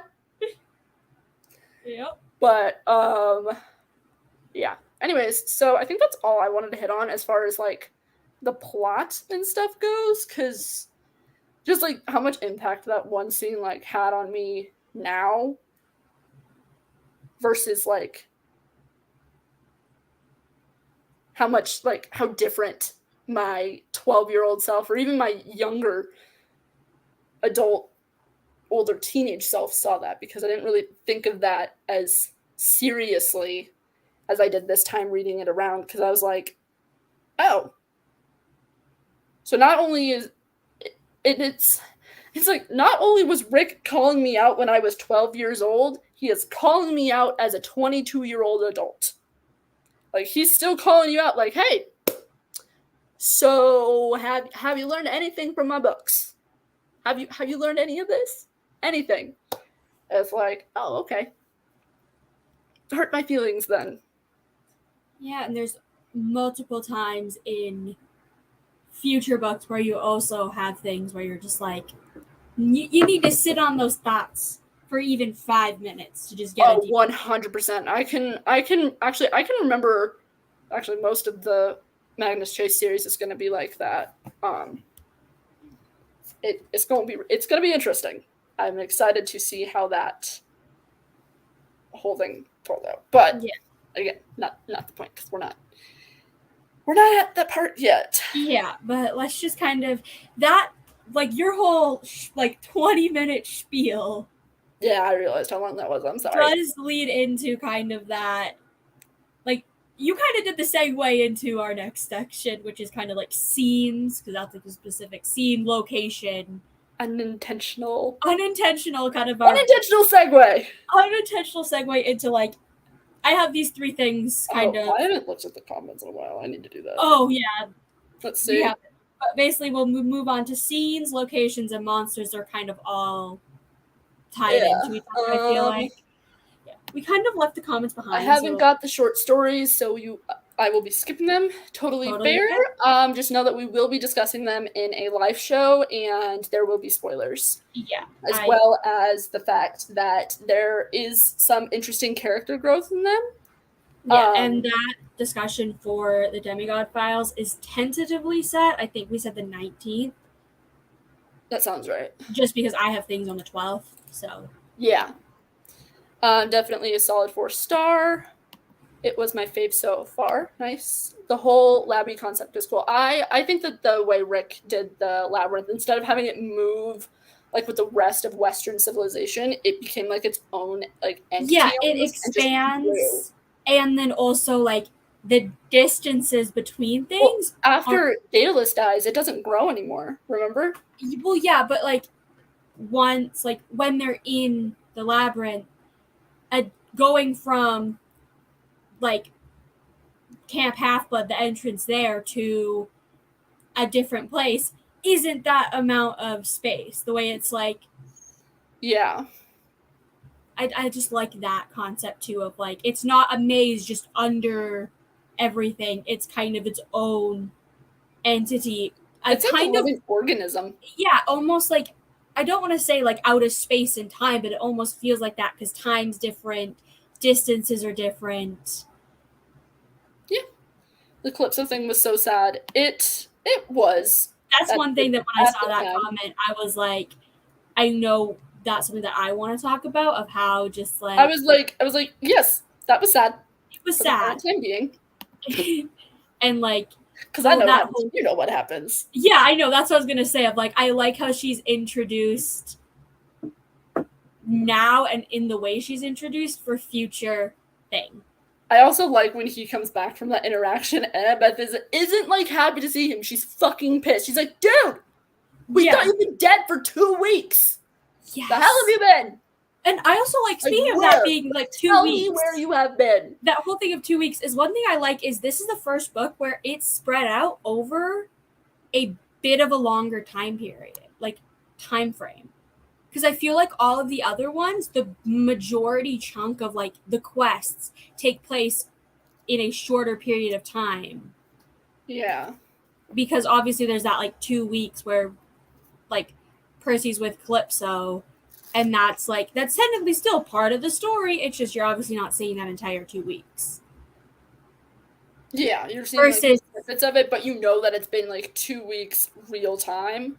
Yeah, and not God knows how long they were actually in the labyrinth for. Exactly. So it's like you don't know. I feel like that's addressed towards the end of it, but I don't remember off the top of my head. But that's not the point. Yeah, I didn't guess that. I'm assuming the plot twist was Daedalus. No, it's that Percy is too stupid to realize that Annabeth likes him. I think it's less that he's stupid and more just in denial, because we saw it in the Sea of Monsters. He's still incredibly insecure. Well, yeah, he's an insecure kid, and he thinks that Annabeth is beautiful. He said it in the first book, and he's continued to say it throughout all the books. So he's probably like, why the fuck would a pretty girl like a fish-looking dude and probably smelling-looking dude like me? Like, I don't, like, he's like... Well, yeah, he's insecure, but also it's like once he does, like, in the beginning, he is too, like, in the first, like, book or two, he is kind of too stupid to realize. Just because he doesn't understand that. Yes. But then now, in this book, especially after Annabeth goes missing, he's like starting to like kind of, he has to like reevaluate everything that he's known. He's like, wait, hold on, wait, what? Hold on. Wait, yeah, and then in this one, it's just like, he knows he likes Annabeth, but doesn't know how to deal with those emotions and those feelings. So he just denies them, and then that him in denial is what portrays him as too stupid. In the book, he hints that he knows that Annabeth likes him. And you see it more in the Demigod files as well. But you can see hints that he knows that Annabeth likes him. He just doesn't know what to do with his own feelings, because his only romantic, I guess, like, role models were Gabe and his mom.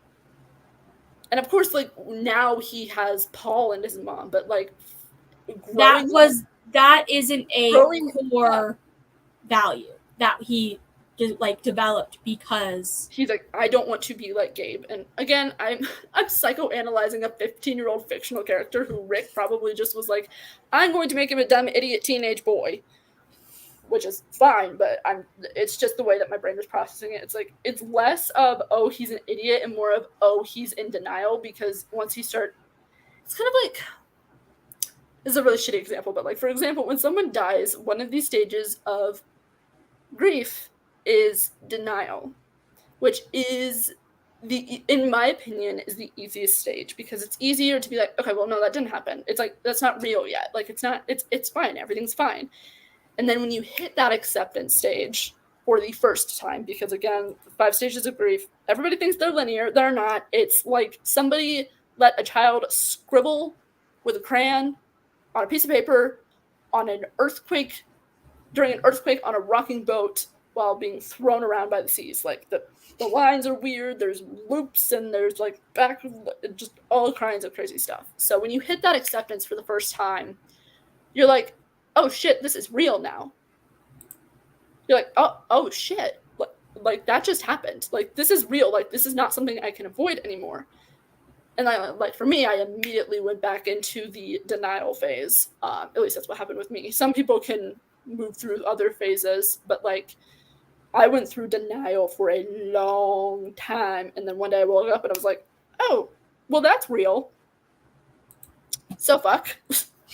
Yeah. So I think it's less that he's too stupid, and it's more that he's in denial because he doesn't know what to do with those feelings when they become real. Because he also like understands, like, yes, while he may like this, he's not 100% sure if Annabeth likes him back. Nobody is 100% sure if somebody else likes them back until they get the balls to say, hey, I like you.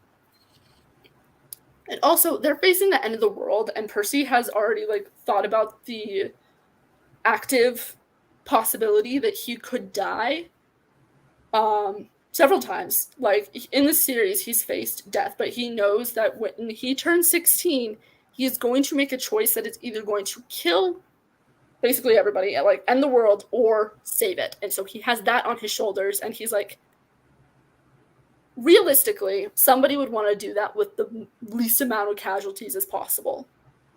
As far as like, if he has to make the choice, whatever choice he makes, he understands that it's going to be him sacrificing something, whether that be his life or something else. So when Percy reaches, 16, he knows that he might have to sacrifice himself, and he's wondering, okay, how can I affect the least amount of people with this as possible? And I think part of that is denying his feelings for these other people, because it's like, the less people I open myself up to, the less people are going to be hurt when/if I die. Like, because again, he's like, it's a very real possibility that he's going to die. Because he's like, he's also accepted that. He's like, okay, when they even talk about it, I think in the first book, they walk past Elysium, and Annabeth like points at it, and she goes, this is what it's all about. It's to get there. Because, yeah, so it's a thing. But anyways, what were we talking about again? I don't know. We got sidetracked with that. It was scenes, locations, monsters, anything in that vein. Oh, I was going through the comments. We were going through the comments, and that's what we're kind of now talking about. Hey, all was wondering why the Discord was so inactive. Missed you. Hello. Yes, we're just doing a live show. It's like we're here. Homies. Hello, homie. So, yeah. There weren't any other scenes that I really wanted to discuss other than. I know I didn't really want to discuss it, but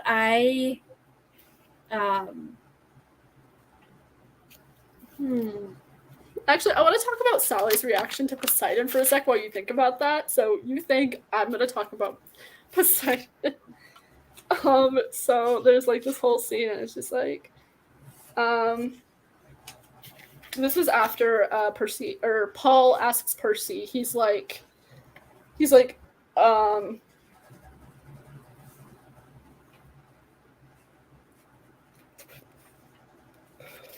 let's see. While Tyson helped my mom blow up party balloons, Paul Blowfist asked me to help him in the kitchen. We were pouring punch, and he said, "I hear your mom signed you up for driver's ed this fall." And he goes, "Yeah, it's cool. I can't wait." Seriously, I had been excited about getting my license forever, but I guess my heart wasn't in it anymore, and Paul could tell. In a weird way, he reminded me of Chiron sometimes, how he could look at you and actually see your thoughts. I guess it was that teacher aura, and that is true. Teachers have that weird aura where they know what you're thinking. It's freaky. They don't lose it in college either. "You've had a rough summer," he said, "and I'm guessing you lost someone important. And girl trouble?" I stared at him. "How did you know? Did my mom?" He held up his hands. "Your mom hasn't said anything, and I won't pry. I just know that there's something unusual about you, Percy. You've got a lot going on that I can't figure out. But I was also 15 once, and I am guessing from your expression, well, you've had a rough time." I nodded. I promised my mom I would tell Paul the truth about me, but now didn't seem the time. Not yet. I lost a couple of friends at this camp I go to. I mean, not close friends, but still. Yeah, because also in this book, we see two campers, like, one of them being Dionysus' son. We see two campers actively, like, they die. And they get the hero's funeral at Camp Half-Blood. Because, like, yeah, they realize that some people die during war, but I think for them, especially for any first-year campers that were there, holy shit. They're probably like, I don't want to come back next year. Like, I don't want to come back here. I don't want to do this again. But, like, seriously, this is the first time that we really see them, like, after this battle, we see, like, these kids having funerals for other kids. Because regardless of how you want to look at it, these people are, like, these demigods are still kids, no matter their age. They are children. Like, they are children. And I can get over...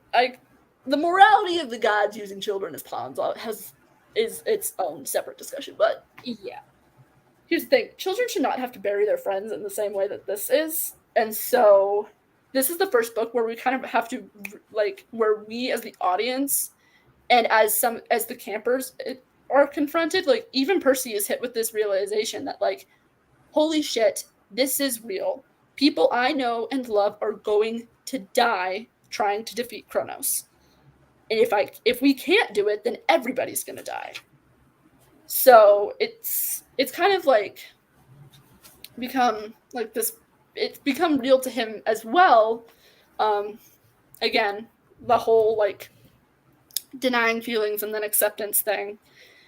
He's like, oh, this is real now. This is not something I can put off any longer, because my 16th birthday is literally in a year. Because this chapter, he's turning 15. Yep. I think. Yeah, he is. They're celebrating his 15th birthday. Yeah, so he's celebrating his 15th birthday. And so, anyways, we go. I'm sorry. He goes, yeah, and I guess the girl stuff. Here, Paul handed me some punch. To your 15th birthday, and to a better year to come. We tapped our paper cups together and drank. Percy, I kind of feel bad for giving you one more thing to think about, Paul said, but I wanted to ask you something. Yeah? Girl stuff. What do you mean? That's kind of like a funny, like, question coming from, like, your mom's boyfriend. It's like, why? It's like, even if you like the person your parent is dating, they're gonna say some shit like that to you, and you're gonna be like, am I the right person? I know, like, how well do you know me well enough to have earned the rights to the answers to that question? Like, it's like, also, it's like, am I the right person to be asking whatever you're gonna ask? Yeah, and so he goes, I frowned. He goes, I frowned. What do you mean? Your mom, Paul said. I'm thinking about proposing to her. I almost dropped my cup. You mean marrying her? You and her? And he's like, well, that's the general idea. Would that be okay with you? You're asking my permission? And Paul scratched his head. I don't know if it's permission so much, but she's your mother, and I know you're doing a lot. You're going through a lot. I wouldn't feel right if I didn't talk to you about it first, man to man. Man to man, I repeated. It sounded strange saying that. I thought about Paul and my mom, how she smiled and laughed more when he was around, and how Paul had gone out of his way to get me into high school. I found myself saying, I think it's a great idea, Paul. Go for it. So, and then a couple like there's a scene break, and then it comes back, and it says, "I was getting ready to blow out the candles when the doorbell rang. My mom frowned. Who could that be? It was weird because our new building had a doorman, but he hadn't called up or anything. My mom opened the door and gasped. It was my dad. He was wearing Bermuda shorts and a Hawaiian shirt and Birkenstocks, like he usually does. Also, I think the Birkenstocks just in this context are so funny because in the past couple of years, like Birkenstocks were like this whole like trendy like the Visco girl thing, and then I'm just like, and now I'm just laughing. I'm like, does this make Poseidon a Visco girl? Because we know absolutely, absolutely. Okay, so Poseidon is now a Visco girl. Because here's the thing, Visco girls really weren't a thing until like 2018, 2019, and this book came out in like 2008. Yep. It's like 10 years. This book predicted Visco girls with Poseidon. If he would have been holding like a little backpack, it would have been like confirmed 100% of like the. Yeah. His black beard was neatly trimmed, his sea-green eyes twinkled. He wore a battered cap decorated with fishing lures. It said Neptune's lucky fishing hat. Plus, my mother stopped herself. She was blushing right to the roots of her. Hello, Sally. Poseidon said, "You look as beautiful as ever. May I come in?" I'm sorry. My mother made a squeaking sound that might have been either yes or help. Poseidon took it as a yes and came in. It's like, here's the thing, though. Sally's not afraid of Poseidon. She's not afraid to put him in his place, and he's like, Poseidon's even admitted that. She's just like, why the fuck are you here? This is not part of the custody agreement. There is no custody agreement. There is no custody agreement. I understand that you're a god and stuff, but a little heads up would have been nice to be like, hello, I am going to enter your home, your humble abode. Don't freak the fuck out. like have that moment of panic, but like it's like I don't want people to think like I'm assuming she's afraid of Poseidon. She's not. She's just like, what the fuck is this dude gonna say in front of my boyfriend that is going to make my boyfriend run away from me very, very fast, and then I'm gonna be pissed. Yeah. See? Paul was looking back and forth between us, trying to read her expressions. Finally, he stepped forward. Hi, I'm Paul Blowfish. Poseidon raised his eyebrows. They shook hands. Blowfish, you said. Oh, like father, like son. Yep. No, Blowfish, actually. Oh, I see. A shame. I quite like Blowfish. I am Poseidon. He just flat out goes, by the way, I'm Poseidon. Yeah. Paul's like, either this person is either an immigrant, crazy, or his parents are just really weird hippies. And he automatically just assumes the weird hippie. Paul just like rolls with it. He's like, all right, cool. Interesting name, my friend. He goes, oh,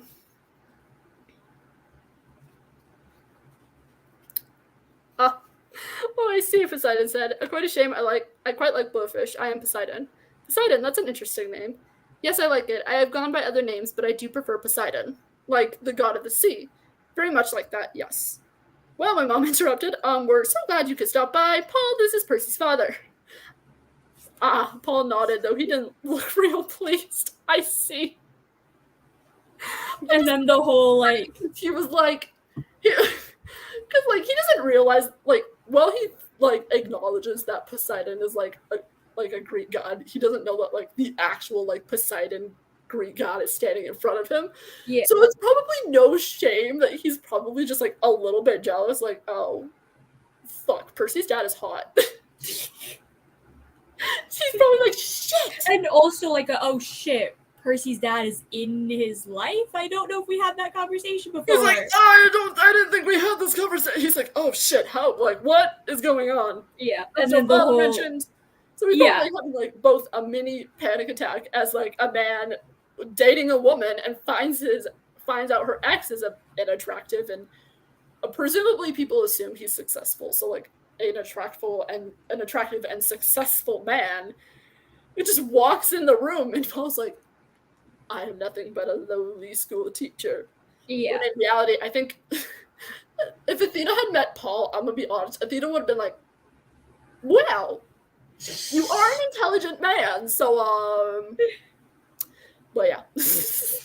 I think even some of the goddesses are scared of Sally because I don't imagine any of them messing with Sally. Oh, they are probably just like, let her do her thing. What? They're all probably just like, just let her do her thing. It's like, we'll they're be not over supposed here. to fight him because, like, gods can't really, like, attack other gods. But also, she's Percy's mother, and Percy is not afraid to challenge a god on site for no fucking reason other than the fact that he's just pissed. He's like, but if you go after his mother, he's like, because he was ready to fight Hades. He was ready to fight the Lord of the Dead at 12 years old in the first book.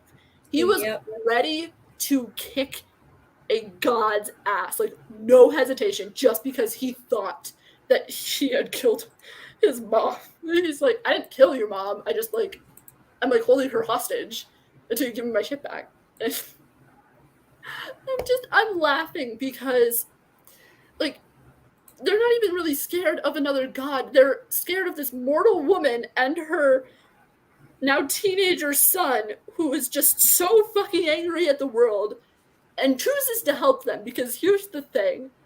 The reason that the gods chose not to, or made that pact on the River of Styx to not have any more kids, is because their kids are more powerful demigods than anybody else's, because they are considered the big three. So now I'm like, so I understand, like, why they want to kill Percy, and, like, I can understand that, but I think they're more afraid, like, obviously they go, like, under the assumption, like, oh, like, oh, we don't want to piss off Poseidon and, like, make him angry at us or whatever. But here's the thing. The gods are omniscient. They know everything. And so they definitely saw Percy kick Ares' ass at the beach in the first book. They saw him win that fight. And they were like, oh, shit. Oh, this kid's fucking angry. At that point, they're like, we're not going to mess with him unless we have to. Or we are just plain stupid. Anyways, so yeah, he goes, and then there's the whole, like, but Paul, like, being like, oh, I'm a little bit jealous of my like future wife's ex.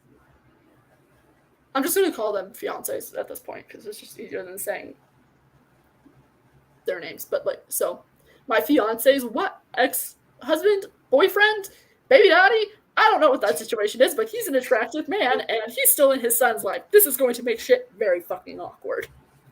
And I feel like even once he does realize, like, the whole truth about Percy, he's like, that still doesn't help the fact that... He's like, this makes it worse. He's like, this just makes it worse.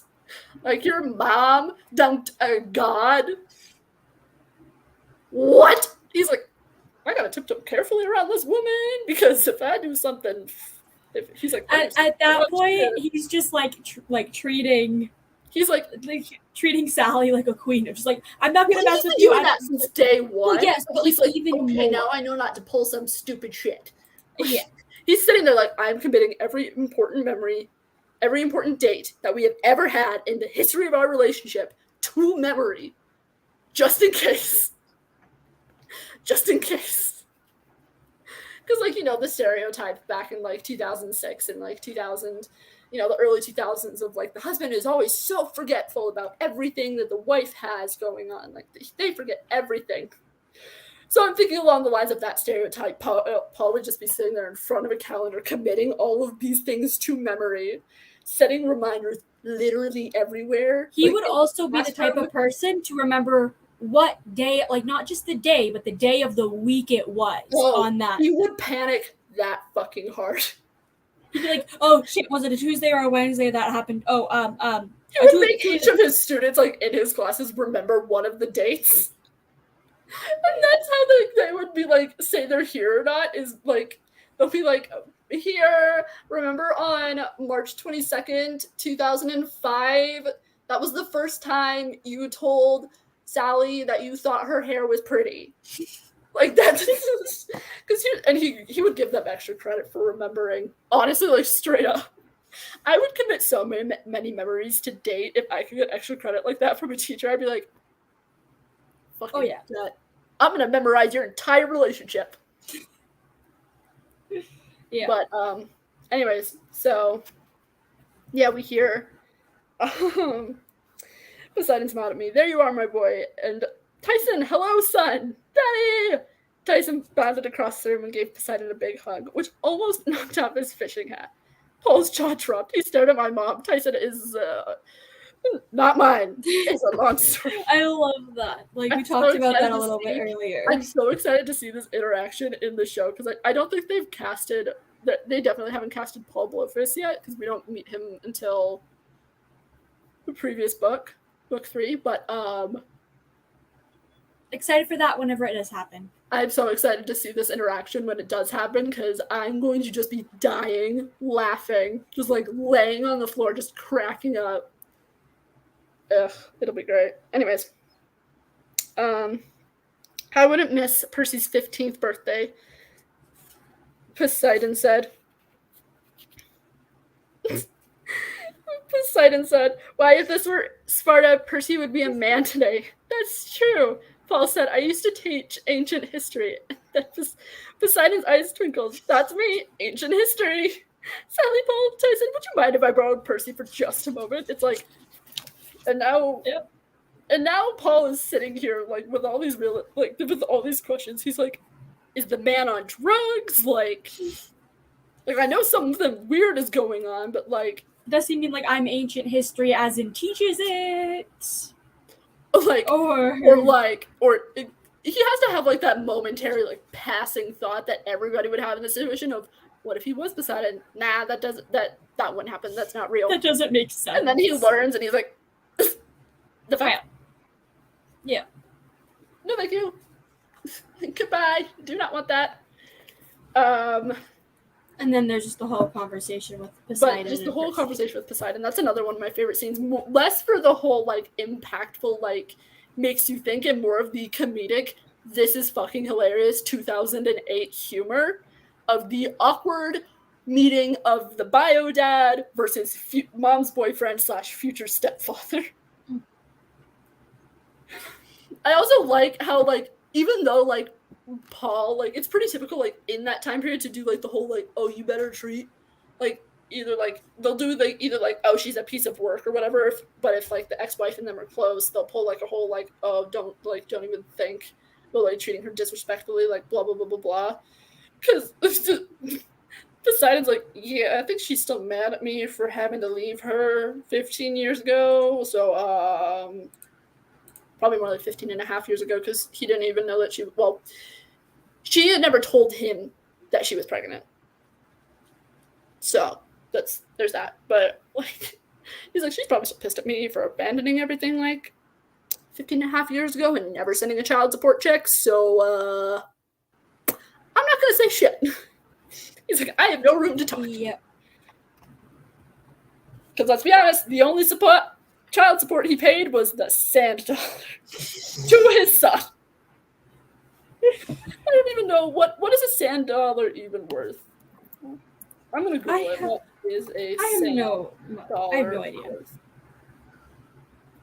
Okay, so sand dollars, because they're common, if it's alive, they might run between $5 and $15. And dead ones are like $1 to $5. So we're just gonna go with like the number they have in common, which is 5. Basically, Poseidon. We all know like the magical properties are gonna outweigh $5, but like in the real world, a sand dollar is basically worth $5. That is all Poseidon contributed to child support. He's like, here's $5 and a shit ton of trauma. Literally. Have fun. And like your life almost being taken from you multiple times. I don't know if this is like I'm gonna talk about something. It's a spoiler, but like people who don't know aren't gonna know. I'm wondering if New Rome has a psychiatrist or a psychologist, because for the love of God, they need therapy. All of them. Oh yeah. It should be like mandatory. Like, I understand why Camp Half-Blood wouldn't have one, but like New Rome should have one, and if they don't, that's fucked. So that's another weird question to ask Rick. You asked about We have to finish everything involving New Rome before we can like make the definitive decision. Because if he doesn't address it in any of the books, then I ask him the question of, aside from the actually, I just remembered, demigods can be lactose intolerant. True, so they would have. So what we're agreeing on is Dave the Demigod did die at one point on a quest because of peanuts. Theoretically. Theoretically. Unless the only thing that like a demigod can have is intolerance, because again, an intolerance is different to an allergy. Intolerance will make you feel like you want to die. An allergy might actually kill you. But that's beside the point. Anyways. Oh my gosh. Oh, I think this is our longest live show, but I think that's fine because this is, I think, the longest book in the series. I think But anyways, so. Were there any other scenes or things you wanted? Okay, the only thing that when I was reading, I was like, I A, forgot this happened, and B, really enjoyed reading it is so obviously when they go to the ranch and obviously Nico's there. Yep. And then when Nico basically is like trying to like summon Bianca's spirit. Oh, I have blocked that from my memory because that was also traumatizing. Entire thing of like that entire interaction of how you know what, I'll like this whole book is about learning how to let shit go, because I think Rick is like putting that message in early, because in the next book, it's the final book of the series. B, it's the final book of a fantasy series. And 3, he's killed people already, so Rick is not ashamed to kill more people. Yeah, I'm just going to read through this and just kind of like... As we continue on with any of his books. Yeah. He's not afraid to just be like, oh, you like this person? Now they're dead. Yeah, because in this entire thing, it really like emotionally impacted me. So it's like, I'll just start from when Nico sees Bianca of like, Bianca and Nico, I can't speak. Nico stumbled forward like he was just coming out of a daze. She turns towards her brother. Her expression was sad, as if she'd been dreading this moment. Hello, Nico. You've gotten so tall. Why didn't you answer me sooner? He cried. I've been trying for months. I was hoping you would give up. Give up? He sounded heartbroken. How can you say that? I'm trying to save you. You can't, Nico. Don't do this. Percy is right. No, he let you die. He's not your friend. Bianca stretched out a hand as if to touch her brother's face, but she was made of mist. Her hand evaporated as it got close to living skin. You must listen to me, she said. Holding grudges is dangerous for a child of Hades. It's our fatal flaw. You have to forgive. You have to promise me this. I can't. Never. Percy has been worried about you, Nico. He can help. I let him see what you were up to, hoping he would find you. So it was you, I said. You sent the iris messages. Bianca nodded. Why are you helping him and not me? Nico screamed. It's not fair. You are close. I need to share with you after this live show. Okay. I have a theory. Okay. You are close to the truth now, Bianca told him. It's not Percy you're mad at. Nico, it's me. No, you are mad because I left you to become a hunter of Artemis. You are mad because I died and left you alone. I'm sorry for that, Nico. I truly am. But you must overcome the anger and stop blaming Percy for your choices. It will only doom you. She's right. Annabeth broken. Kronos is rising. Nico, he'll twist anyone he can to his cause. I don't care about Kronos. Nico said, I just want my sister back. Yep. You can't have that, Nico, Bianca told him gently. I am the son of Hades. I can. Don't try. If she said, if you love me, don't. Her voice trailed off. Spirits had been starting to gather around us again, and they seemed agitated. Their shadows shifted. Their voices whispered danger. Tartarus stirs, Bianca said. Your power draws the attention of Kronos. The dead must return to the underworld. It's not safe for us to remain. Wait, Nico said. Please. Goodbye, Nico. I love you. Remember what I said. Yeah. That entire thing, that's the one scene that, like...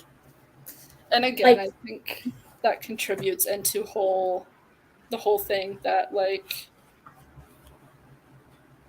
Rick is like kind of like almost like preparing both us as readers, especially younger readers, and his characters to accept the fact that people are going to die in this series. And while people are asking like, oh, but there could be a magical solution to this, he kind of has to like explain it like that would make sense in both a real world context and a fictional context, because in a fictional context you're like, well, why can't all this happen? So he kind of has to like, he had to like put it in a way that like would make sense like in a real world situation that's like, yeah, so like just kind of like preparing people for once they're gone, they're gone. Yeah, and that's what I really liked. And also like I really enjoyed that, because one thing that like I read when I first read this a few months later, my grandma passed away. So I had that, I guess, knowledge. Like I didn't really think about that type of thing until like this read of like that knowledge of like even in this type of situation, it's like once people are gone, they're gone. But like and attempts to bring them back won't bring them back no matter how hard you want to. And also knowing that if you had some sort of like grudge towards somebody because of their death, or you were disappointed in somebody because of that person's death, being that disappointment and having that grudge, it's not going to change anything. Yeah. So yeah, that's like the only scene that I really felt like I was like, that was one scene that I was like, I want to talk about. I'm going to take a quick pause to go refill my water, and then you can queue up whatever the next question is, because I'm thirsty and I've been out of water since like the beginning of the live. Okay, I will find the note, preferably not drop my phone in the process. So we've done that. Okay, that's where we're at. Okay. I'm just gonna take a look at the comments here. For the question of like I might have the same theory. Can we start a spoilers channel in the Discord? In the like series things, you can include spoilers as long as you mark it spoiler warning. Like on Discord, there's a way that you can like block the messages that contain spoilers. Just because that's kind of like an overall place that we can discuss it. So yes. And there's the channels for the entire like Percy Jackson series. I need to add a thing for the Demigod files, but I'll do that after the live. Yeah. So anyways, so what was the so we'll go through the comments. Yeah, that's kind of what I was looking through. Hello, I've been busy today, but I'm glad I was able to drop by. We are glad that you are here too. Hello, here's a possessive blood. Yeah, plenty of stuff that would call for therapy. I would love to read the notes of the therapist. That like another fan fiction idea I have now is therapist talking to demigods. Yeah, just like all of them, every single one we've met.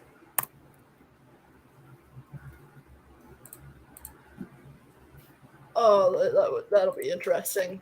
I'm excited. Now I'm excited about that. Maybe I'll have to start linking my like Tumblr and stuff in my description so that y'all can like follow my fan fiction if you want to, or whatever. I promise it's not good. I have one weirdly popular Criminal Minds thing. I still don't fully understand how it got that popular. Like I wrote it over a month ago and I am still getting notes on it. Oh dear Lord. The Taylor Swift song that I did. Yeah, I think that I'm curious, so we're gonna sidetrack a little bit. Not that. That's what I get. Anyways, so, but we'll keep going through the comments, and I'll actually. Oh.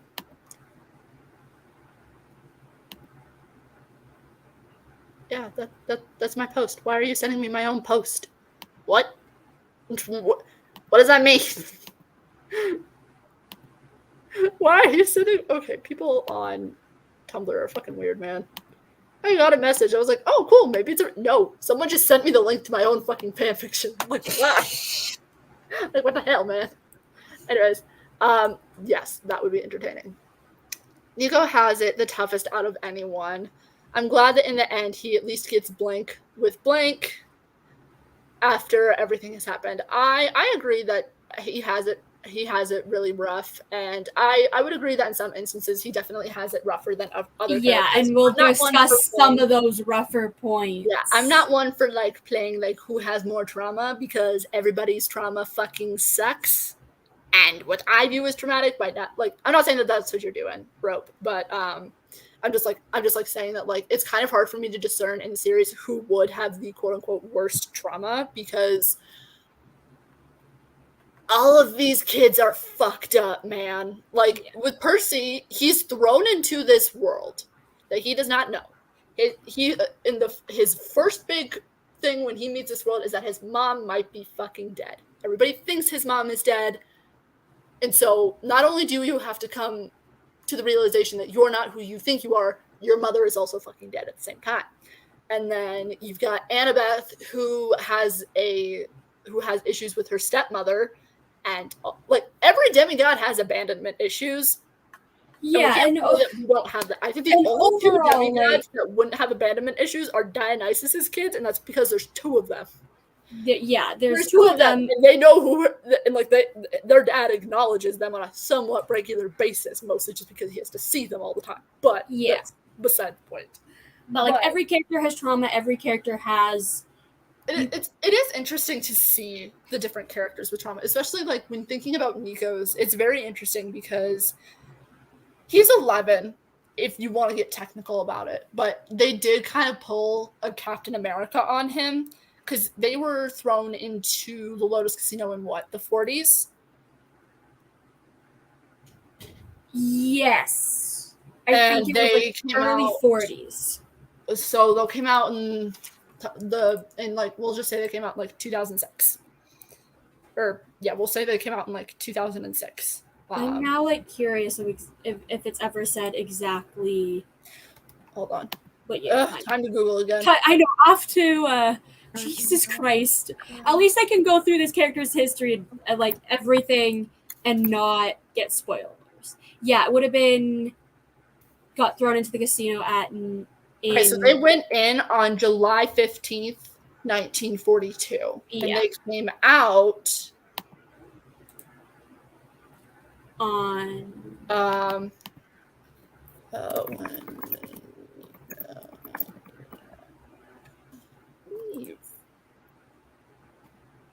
it doesn't, I can't find an exact I don't. Okay, so it says 70 years. So they pulled to Captain America. We'll say that he was like probably like 10 when he entered. He was 10. Not biologically, but like if we're following the normal timeline that we've all come to understand, as in like 365 days a year, and they've been in there for 70 years. Nico is an 80-year-old man stuck in a 12-year-old's body, and he's like, what the fuck? And literally on gas. He's also thrown into the holy shit, this is an entirely new world with shit that I don't understand. Because when I left, World War II was either just beginning, or in the middle of it. Yeah. Hold on. I used to know this off the top of my head. Yeah. I think it says like at some point near the beginning. September 1939. So within a few years.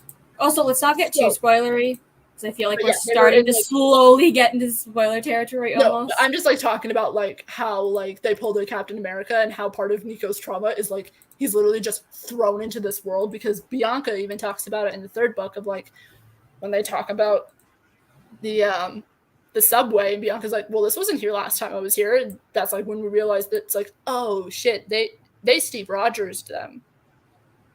Yep. They intentionally Steve Rogers them. Shit. I'm now at this point going to be reading through the entire, like, I don't know why my brain is now just like, I have the Wikipedia page for Nico open. I'm like, I'm reading through the entire thing. I'm not going to get spoilers.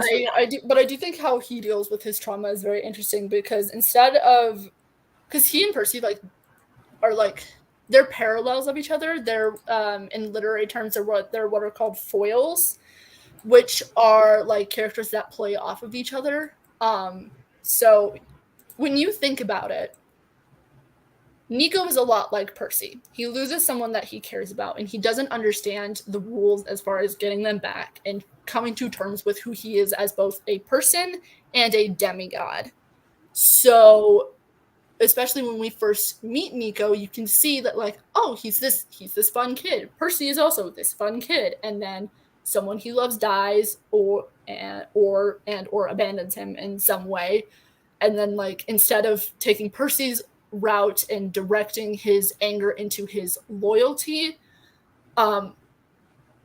Nico doesn't know how to direct his anger. He doesn't know what to do with that. So that's why the whole Minos thing starts, because and also there is a whole thing of how Nico has it the roughest, vulnerable children. Yeah, and also how in the end of this book, it's obviously at Camp Half-Blood, there isn't a Hades cabin.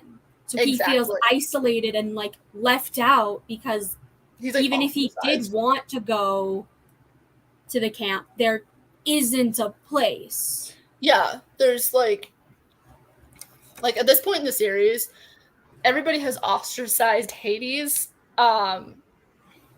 both for understandable and kind of fucked up reasons, because it's understandable not wanting to be not being fully comfortable around the god of the dead, but something that people forget is that Hades is the god of the dead and the underworld. Thanatos is the god of death. He is the one who controls the cycle of living and dying.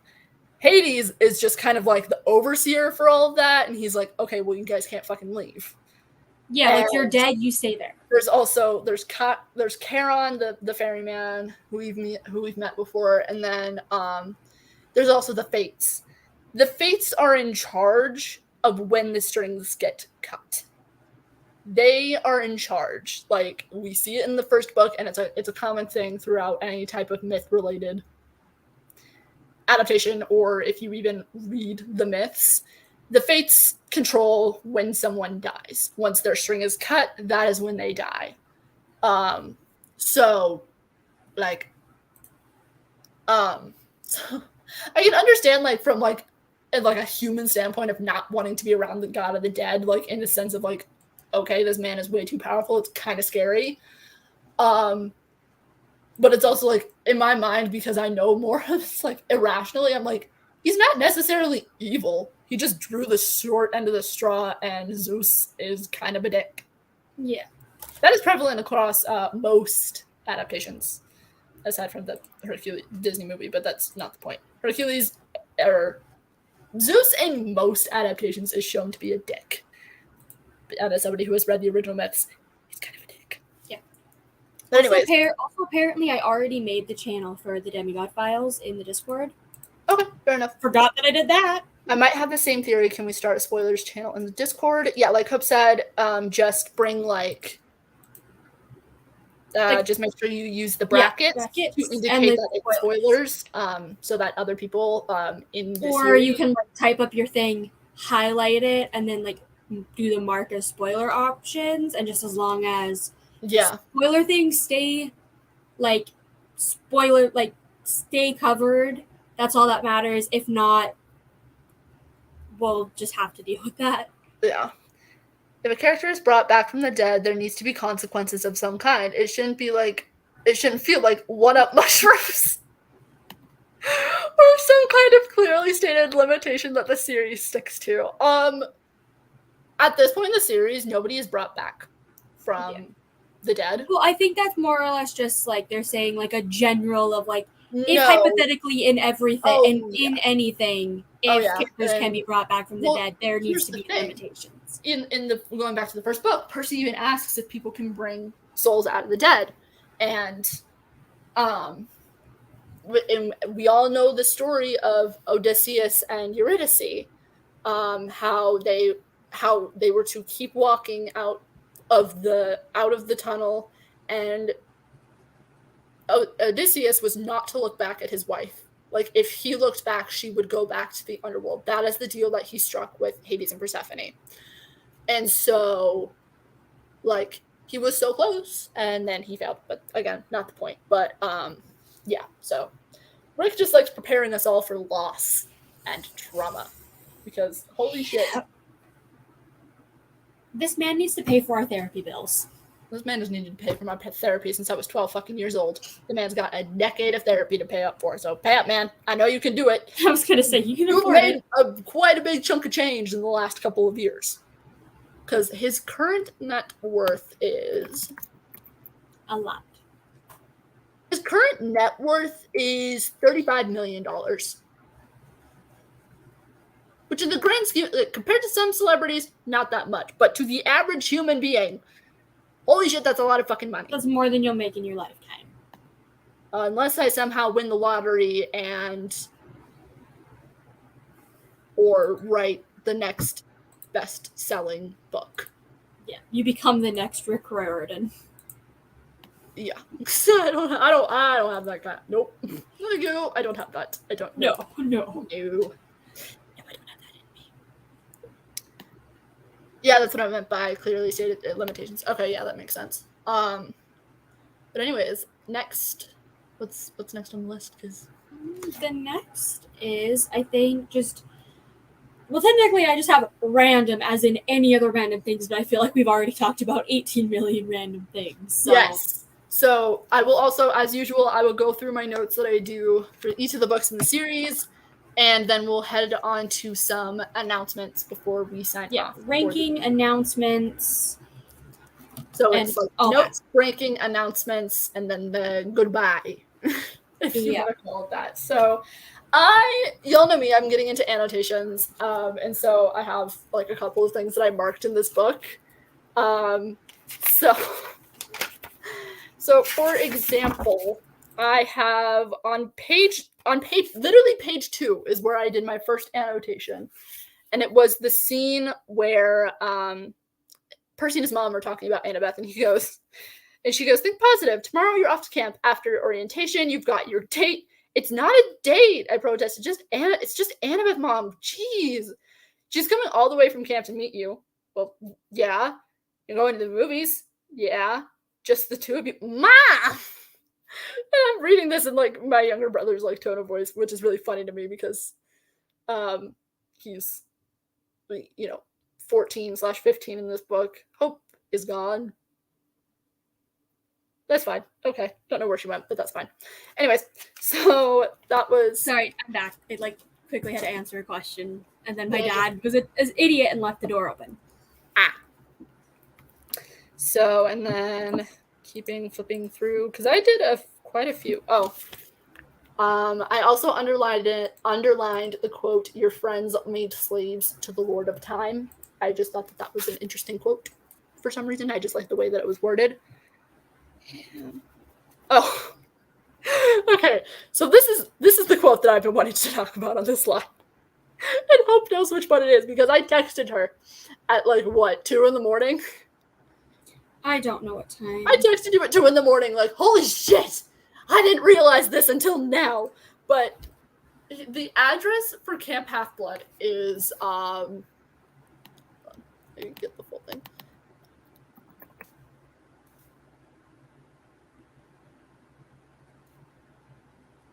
Okay, so Camp Half-Blood's address is 3.141 Farm Road, Montauk, New York City, Long Island, whatever you want to call it, right?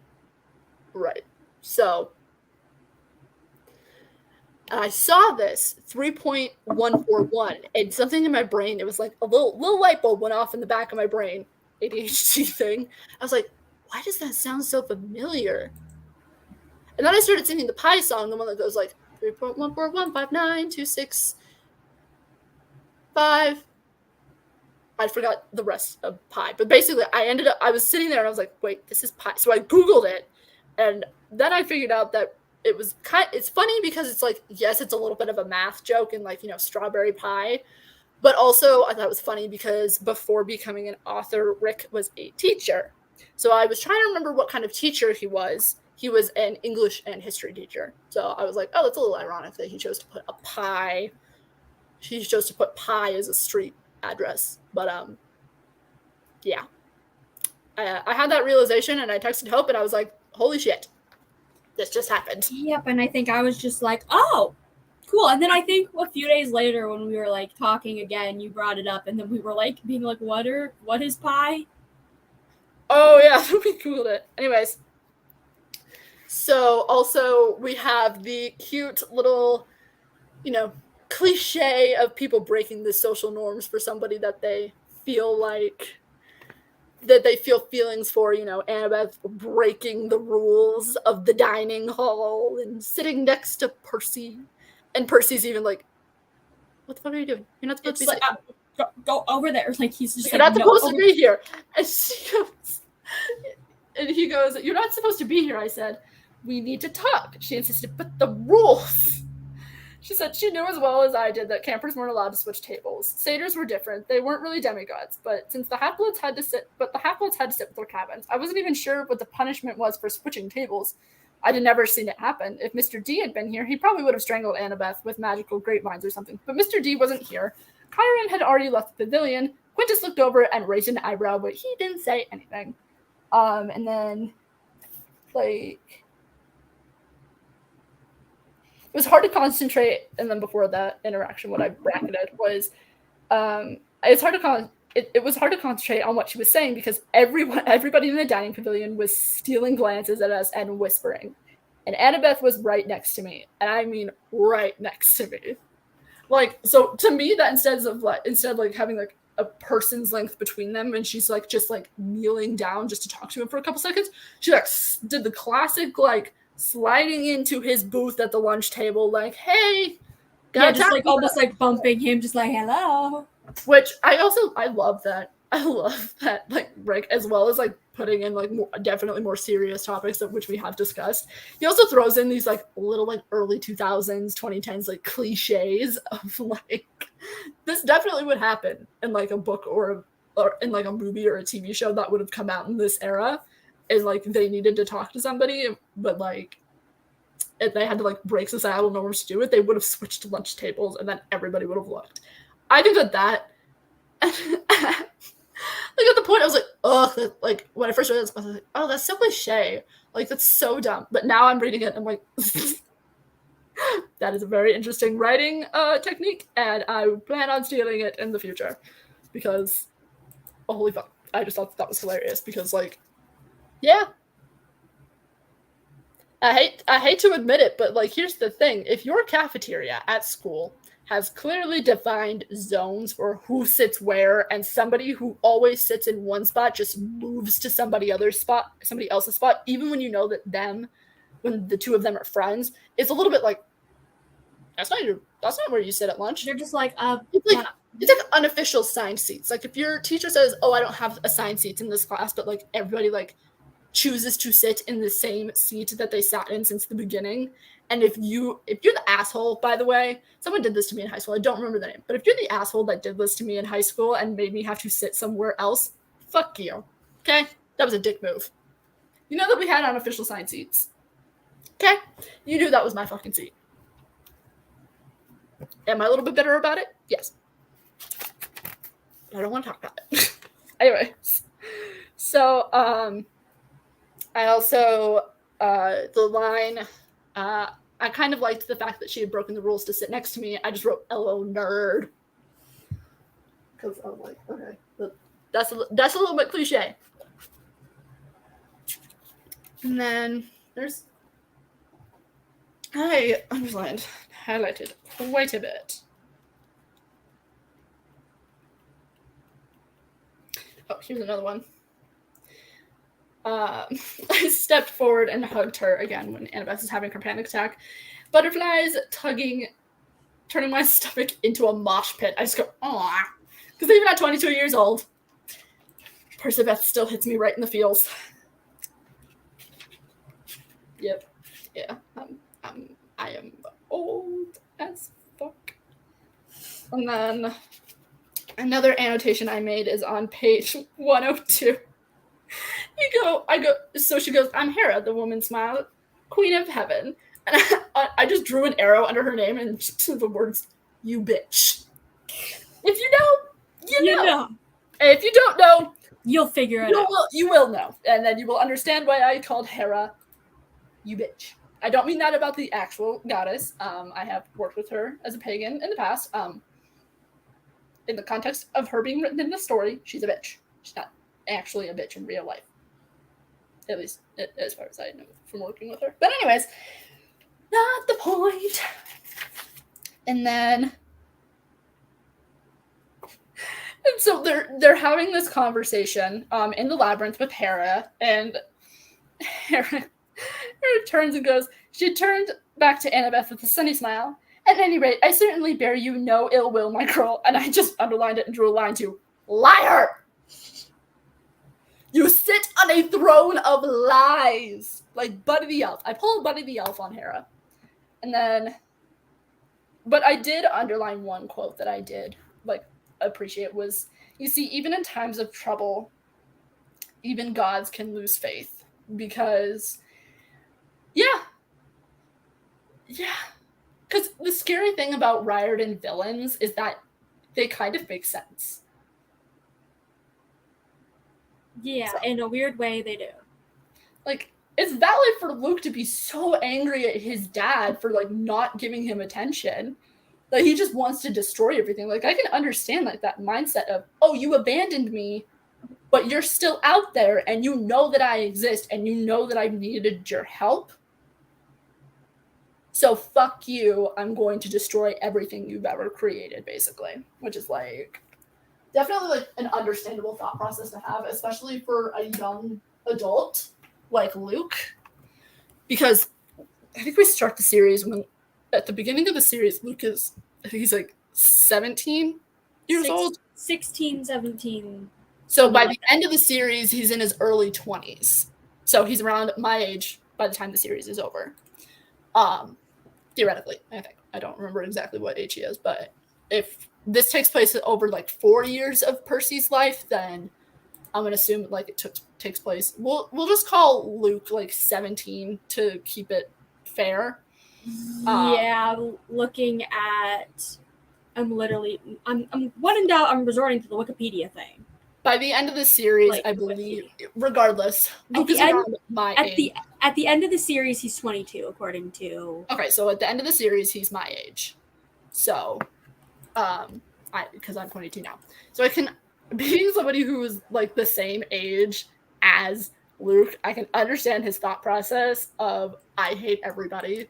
And, like, yeah, and even, like, you know shit's fucked when even the gods are like, ooh, like... should we, like, is this, like, really worth our energy? Like, what if we just gave up? Yeah.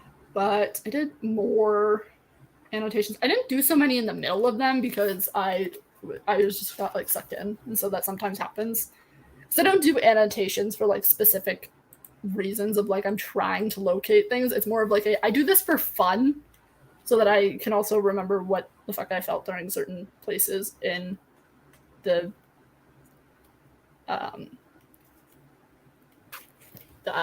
chapter thing, or the area. Oh, so here we go. Oh, here's another one. I said Annabeth glared at me like she was going to punch me, and then she did something that surprised me even more. She kissed me. I was like, I underlined this. She kissed me, drew an arrow, and said, "12-year-old me is screaming." Because that is true. I did scream the first time that happened. I was like, it was the biggest deal to my 12-year-old heart ever. So, anyways. And then I also underlined the quote, let us see how strong he is. Let us see how long it takes him to burn. I don't know why. Sometimes Rick just has a way with words. It's like, oh, I like that quote. It's terrible what it's referring to, but it's nicely worded. And then, oh my gosh. Okay, so some context. This is like when he's like in the volcano and he's like being basically they're like, hey, we're gonna throw you in lava and you're gonna fucking die. So like the Selkies or the seal people, I don't know, the monsters in this, the sea demons, we'll call them that, the sea demons. And he goes, I needed to see. I felt a tugging sensation at my gut, but I had nothing around to help me. Not a faucet or a river, not even a petrified seashell this time. And besides, the last time I unleashed my power at the stables, there had been a scary moment when it had almost gotten away from me. And I said, foreshadowing to that thing in the series, to the thing in that one series that happens. Yeah, to the thing about the thing because of the thing. Yep.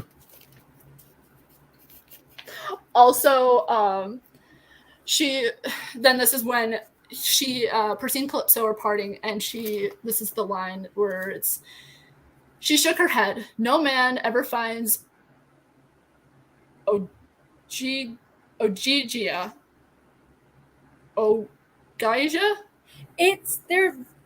There's a pronunciation. Ogygia? Somewhere. There's some kind of pronunciation somewhere, but I'm not gonna go look for it.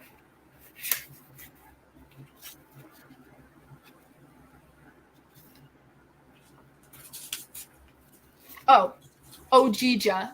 O-G-G. O-G-G. Ogygia. Well, okay. He pronounces it as Ogygia. No man ever finds Ogygia twice, Percy. When you leave, I will never see you again. And then I drew another arrow, and I'm not going to reveal the name, but I'm going to be like, you know who is on his way, baby? He's on his way.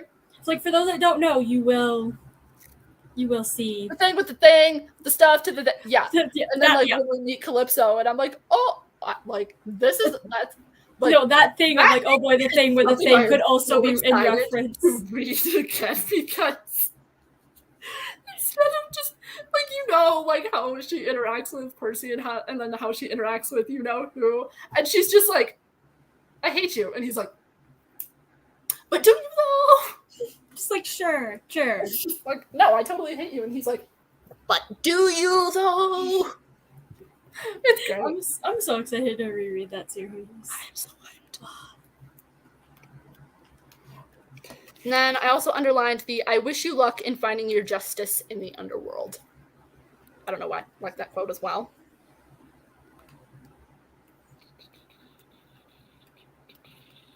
I know that there's more. I promise I have more. Oh. I also underlined Mercy has no place in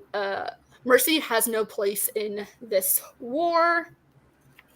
I think Ethan said that. It's like,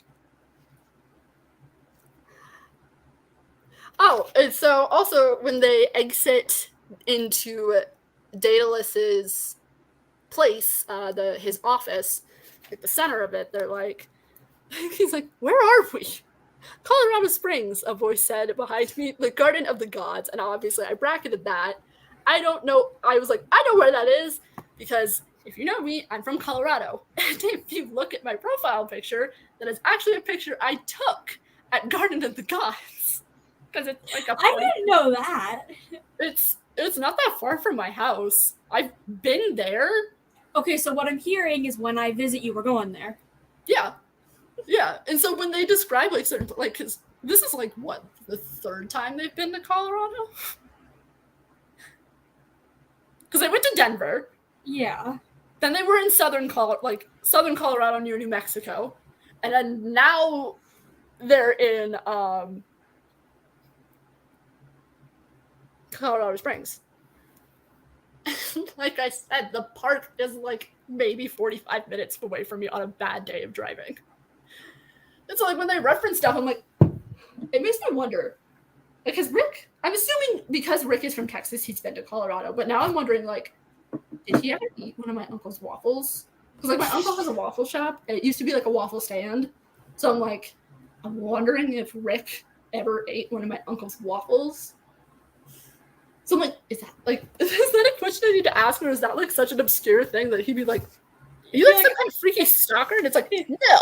He'd be like, I don't remember what I did in Colorado. He's from like, I don't even remember the last time I was there. What the fuck? But yeah, so I just thought that was interesting because it's like, oh, I know that, and I can like when they describe like where the visitor center is, I can now. I used to like kind of like understand like because I didn't live as close to Garden of the Gods as I do now before I moved, but after I moved, like, and I've been to Garden of the Gods several times, like they talk about where the visitor center is, and I'm like, oh, so they're like, oh, okay, so that's where they are, or like what they're looking at. I could be like, oh.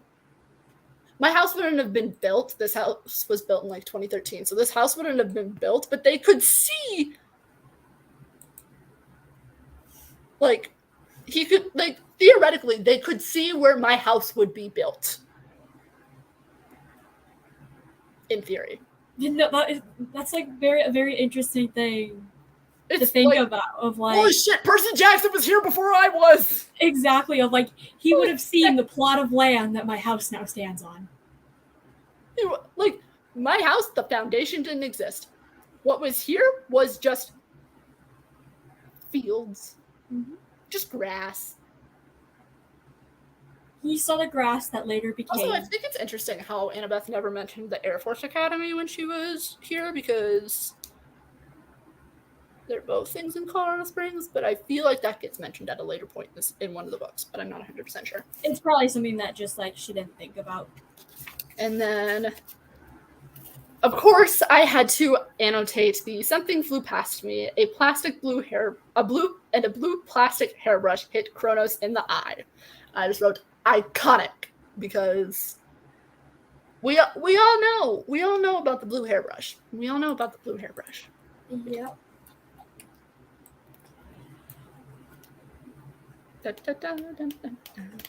Oh, yes, something. What? I thought I did.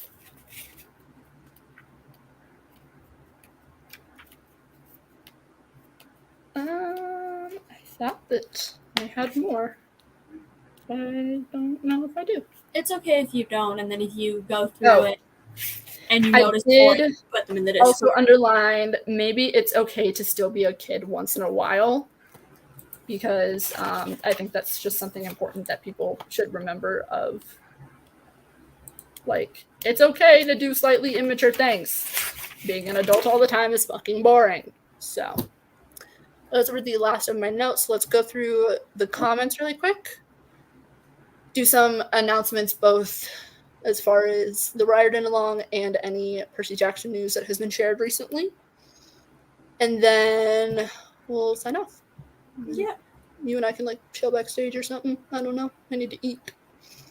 That's when my dad came in. He's like, make up your mind with food. I'm like, I'm busy.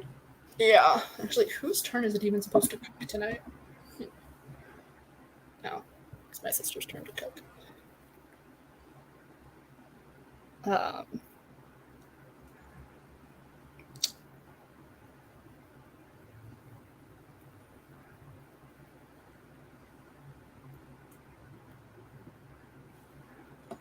Sorry. Idea Pi 3.14. Yep. 3.141. Ugh, Hera. Yep. Oh boy, the thing with the thing when stuff to the thing for whatchamacallit? Yes. Now, I'm sure he gets far stranger questions than have you eaten my uncle's waffles. No, I think that would probably be a really weird one to ask depending on how I asked it, because if you mention something of like, so you in the Battle of Labyrinth, the characters go to, like, the characters are in Colorado Springs. Have you visited there personally? Oh, yeah. Well, if I led up to something like that, it wouldn't be weird. That's why I'm saying of just, like, that type of thing of, like, oh, you did actually go there? Yeah. Did you ever stop at blank place? And then if he's like, no, we could be like, well, if you ever go by there, like, if you ever are in the area, definitely check it out. Okay. So, and then now, wait, whoops, I just read that comment. Sorry. The fourth doctor who said, what's the point of being grown up if you can't be childish sometimes? I appreciate that quote. Yeah. I enjoy that. But there's a difference between being childish sometimes as an adult and just acting childish as an adult. There's a difference between enjoying childish things and being an adult child. Yeah. So, anyways, so do you want to head off with the news? First there's the rankings. Oh, yes. So where is the Battle of the Labyrinth for you? Second. Okay, second as in under the Lightning Thief or above? Because currently your order is the Lightning Thief, the Titan's Curse, the Sea of Monsters.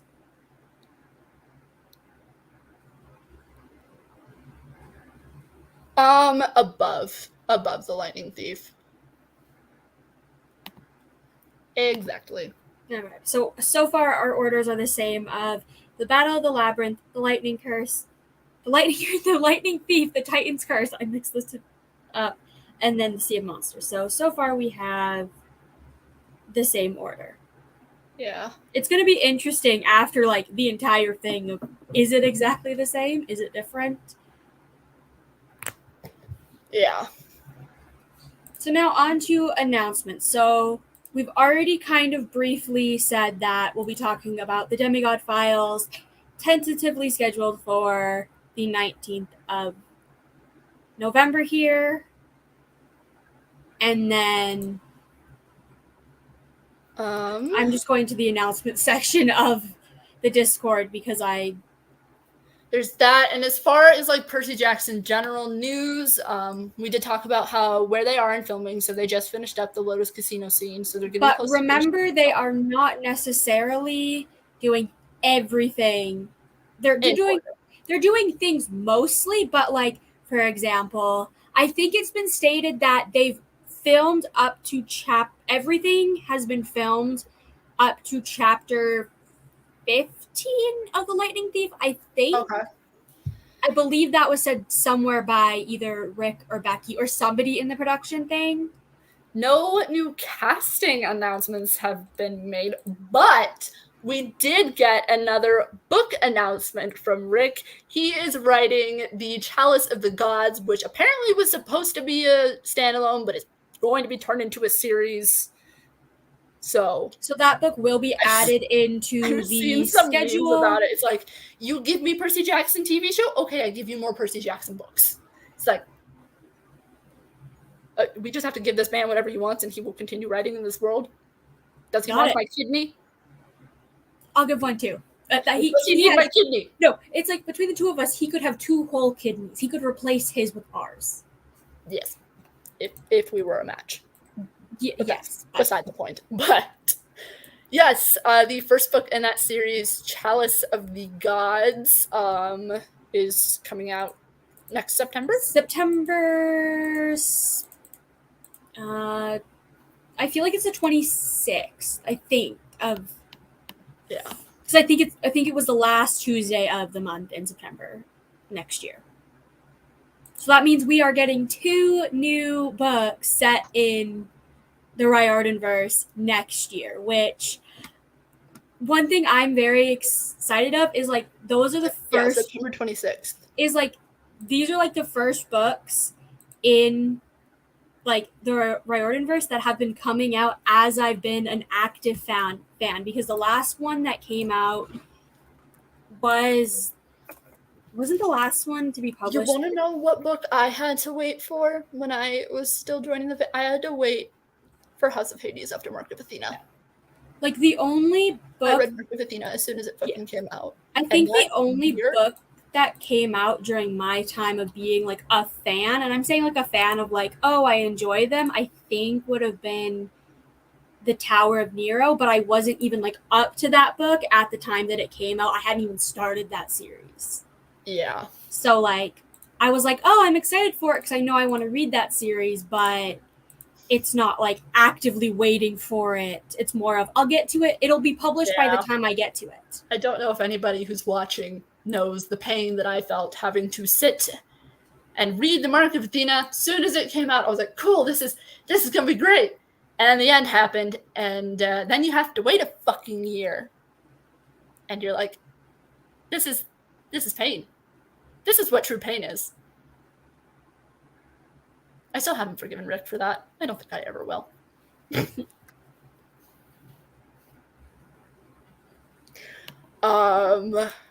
Yes. So I think those were all of the announcements that we had. Well, we'll just also say, technically, because we're in November, our November books are The Last Olympian, and then we will also, which will have its own live show in December, and then we'll also be reading The Ultimate Guide and Percy Jackson's Greek Gods. Those two will be in one live show. So there'll be two live shows in December, kind of like there is in like November here for October's books. And then we haven't actually, I don't think we've officially announced December's book yet. Yes. So since it's November, we will announce that December's book for the Riordanalong is going to be The Daughter of the Deep, which is his one standalone novel. We chose to put this one here because it's one that I think people just in general would be pretty excited to read. So, and also taking off a month or starting a series and then having to, and then there will be announcements of just the entire, like, or maybe like the first like 6 months of next year for like what we're reading. It depends on how nice we decide to be. Wow. Well, we'll give at least 6 months, but those will be up sometime in December. It'll be up. Probably like the first, I know my goal is the first week of December, although that might change, but just, we need to 100% confirm it ourselves. We're like 99.9% sure of what we're doing. Yeah. I think other than that, I think there's not anything else. We'll go through these last 2 comments and then we'll sign off for the night. Yeah. I hope the D'Angelos have a cameo in the Lotus Casino. Yeah, we were talking a bit about that earlier, and I think it would be hard to like officially cast them in the Lotus Casino scene because they don't meet the gang until book 3. Could have season 3 of the show because I think they're doing it as 1 season per show or one book per season. Yeah. So I feel like, as I kind of said before, it'll be like they'll get like 2 extras that look like they could possibly be like from the back of like, oh, like just, I don't like the way that they're kind of just like described of like hair color, kind of like heights, and then just shove them in a scene, but only see the back of them. So you won't be like, you won't see the face and go, oh my god, that's, and then if they let's see. Oof, that wait must have been agony. It was really bad. It was really fucking bad, yeah. Like I said, I still don't forgive Rick for that. And he even acknowledged that what he did was bad. And he's like, I mean, yeah, I did that, but like, I could do it again. And I'm like, for the love of God, please don't do it again. Worse than waiting for part 2 of Stranger Things 4. Fair enough. All right, so that is all I have to say. Is there anything you wanted to add, Hope? I don't think so. No, I will say this is the longest live we've ever done that doesn't involve sprints, or the idea was to sprint. Yep. I apologize, but this live is almost 3 hours. That was not my intention. I got sidetracked so much. But anyways, thank you all for watching, and I will see everybody soon. Hope's information and all the information related to the Riordanalong will be in the description of this video at some point soon. I haven't gotten a chance to fill it out yet, but I'll do that here in a little bit. So yeah. Thank you guys for joining us, and we will see you again on most likely the 19th for the Demigod Files live show, which will be on my channel. Which will be on Hope's channel. Yeah. So, yeah. So anyways, Bye. Bye.